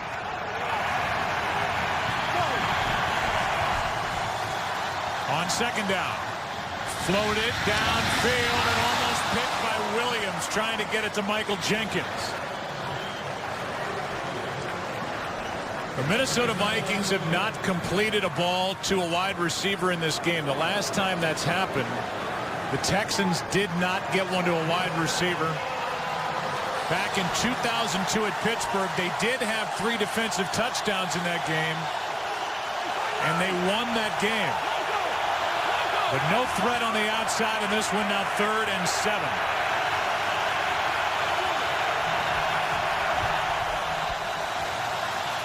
Ponder backpedaling, looking for Rudolph, and he's got him.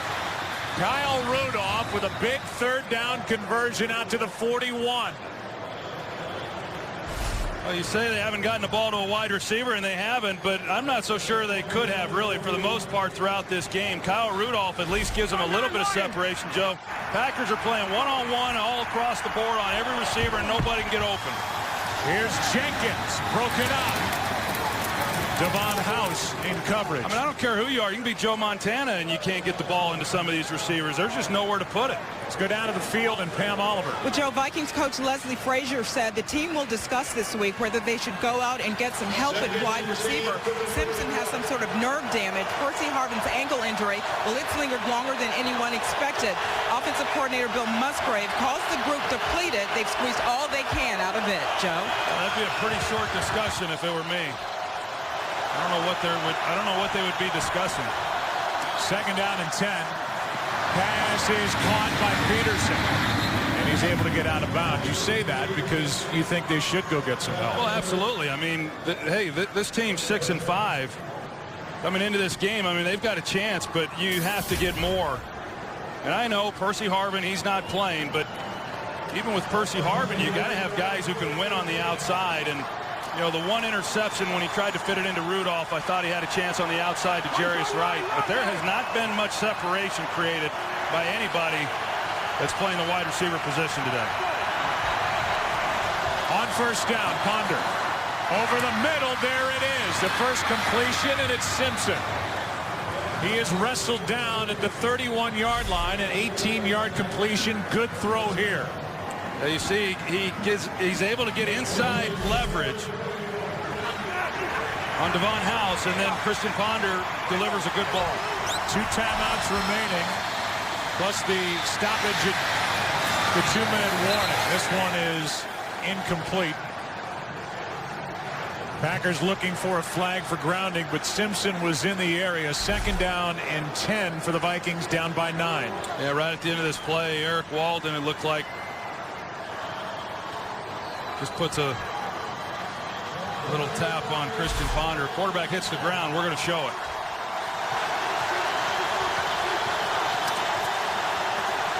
Crowd gets into it on second and 10.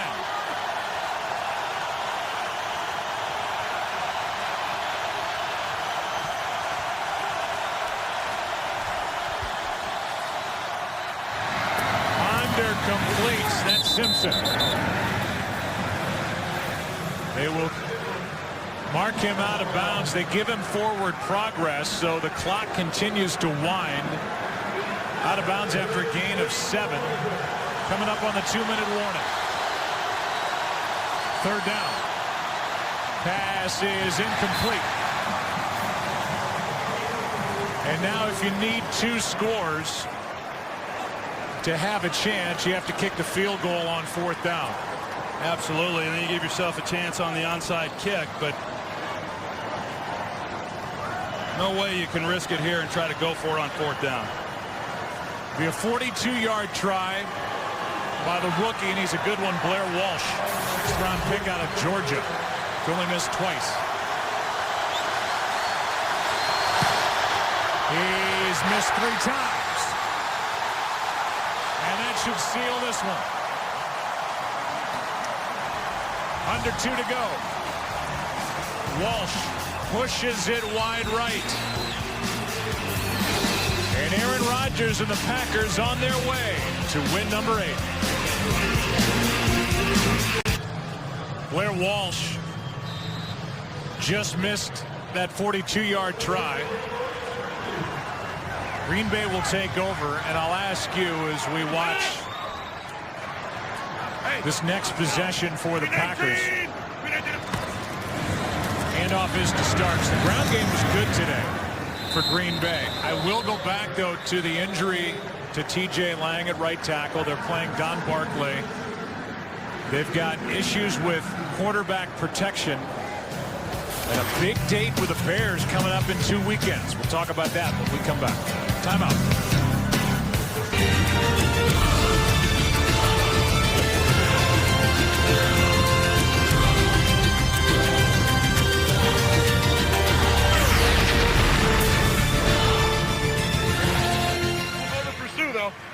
Win 18. Win 18. On second down from the 35 after the Vikings' second timeout. They have only one. The handoff is to Starks. And the final timeout taken by Minnesota. You think about this offensively for Minnesota, Joe, and Adrian Peterson goes for over 200 yards, and you know, I would imagine he now knows how Barry Sanders maybe felt after so many games. You know, when you go out and you put together a performance like he did this evening, only to come up on the short end of the stick, you kind of ask yourself, how does that happen? You know, how do you run the ball that well and not win a game? And the answer was really pretty obvious: the turnovers and the lack of a passing game by Minnesota. Teams since 2000 are 57-2 when they have a 200-yard rusher. 57-2, about to go 57-3, barring some miraculous ending. 9-point game. It's 3rd down and 4. No timeouts left for the Vikings.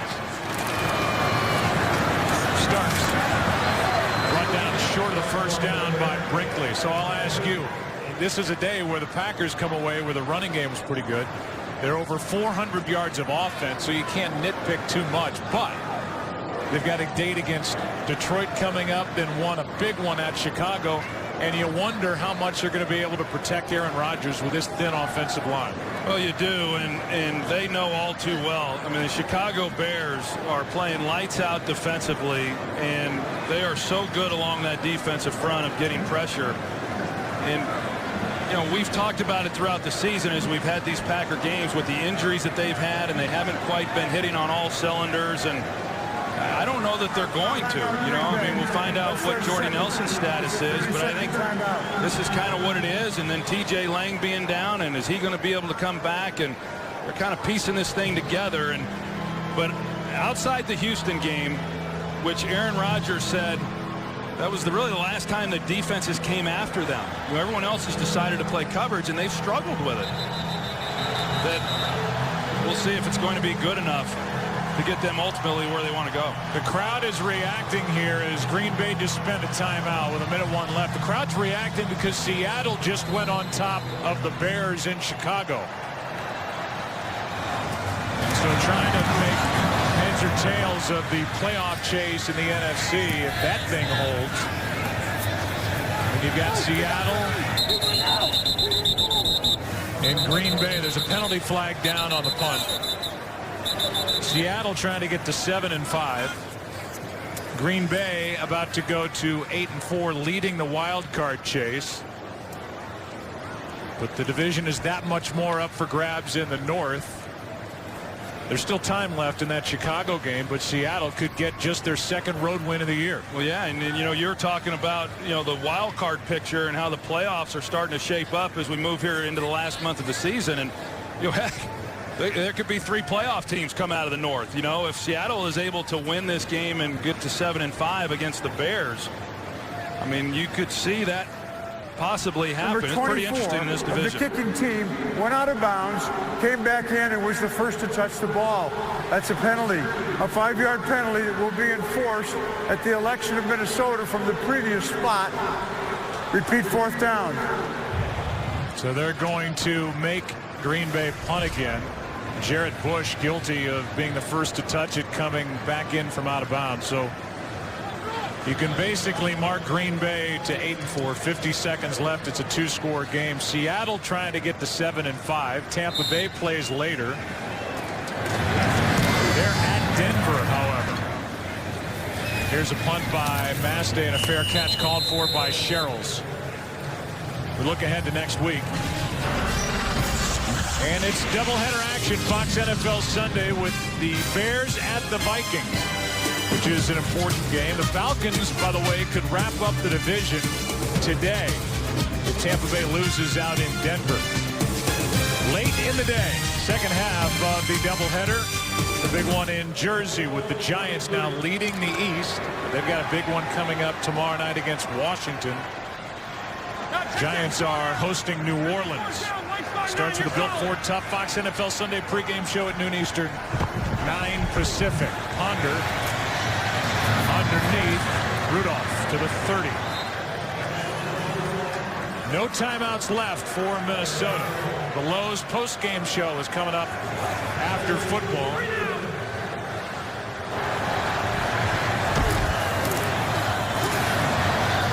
This one is incomplete for Simpson.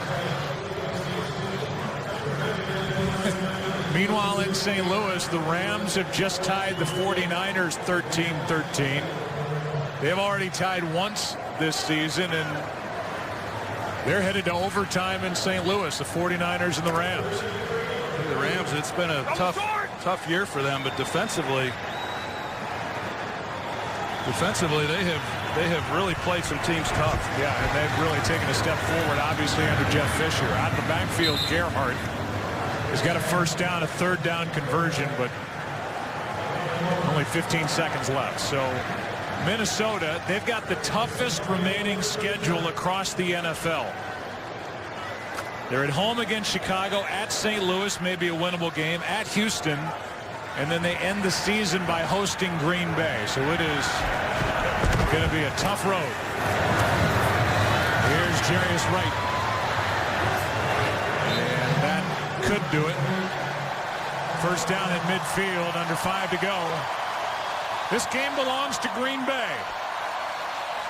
A final of 23-14.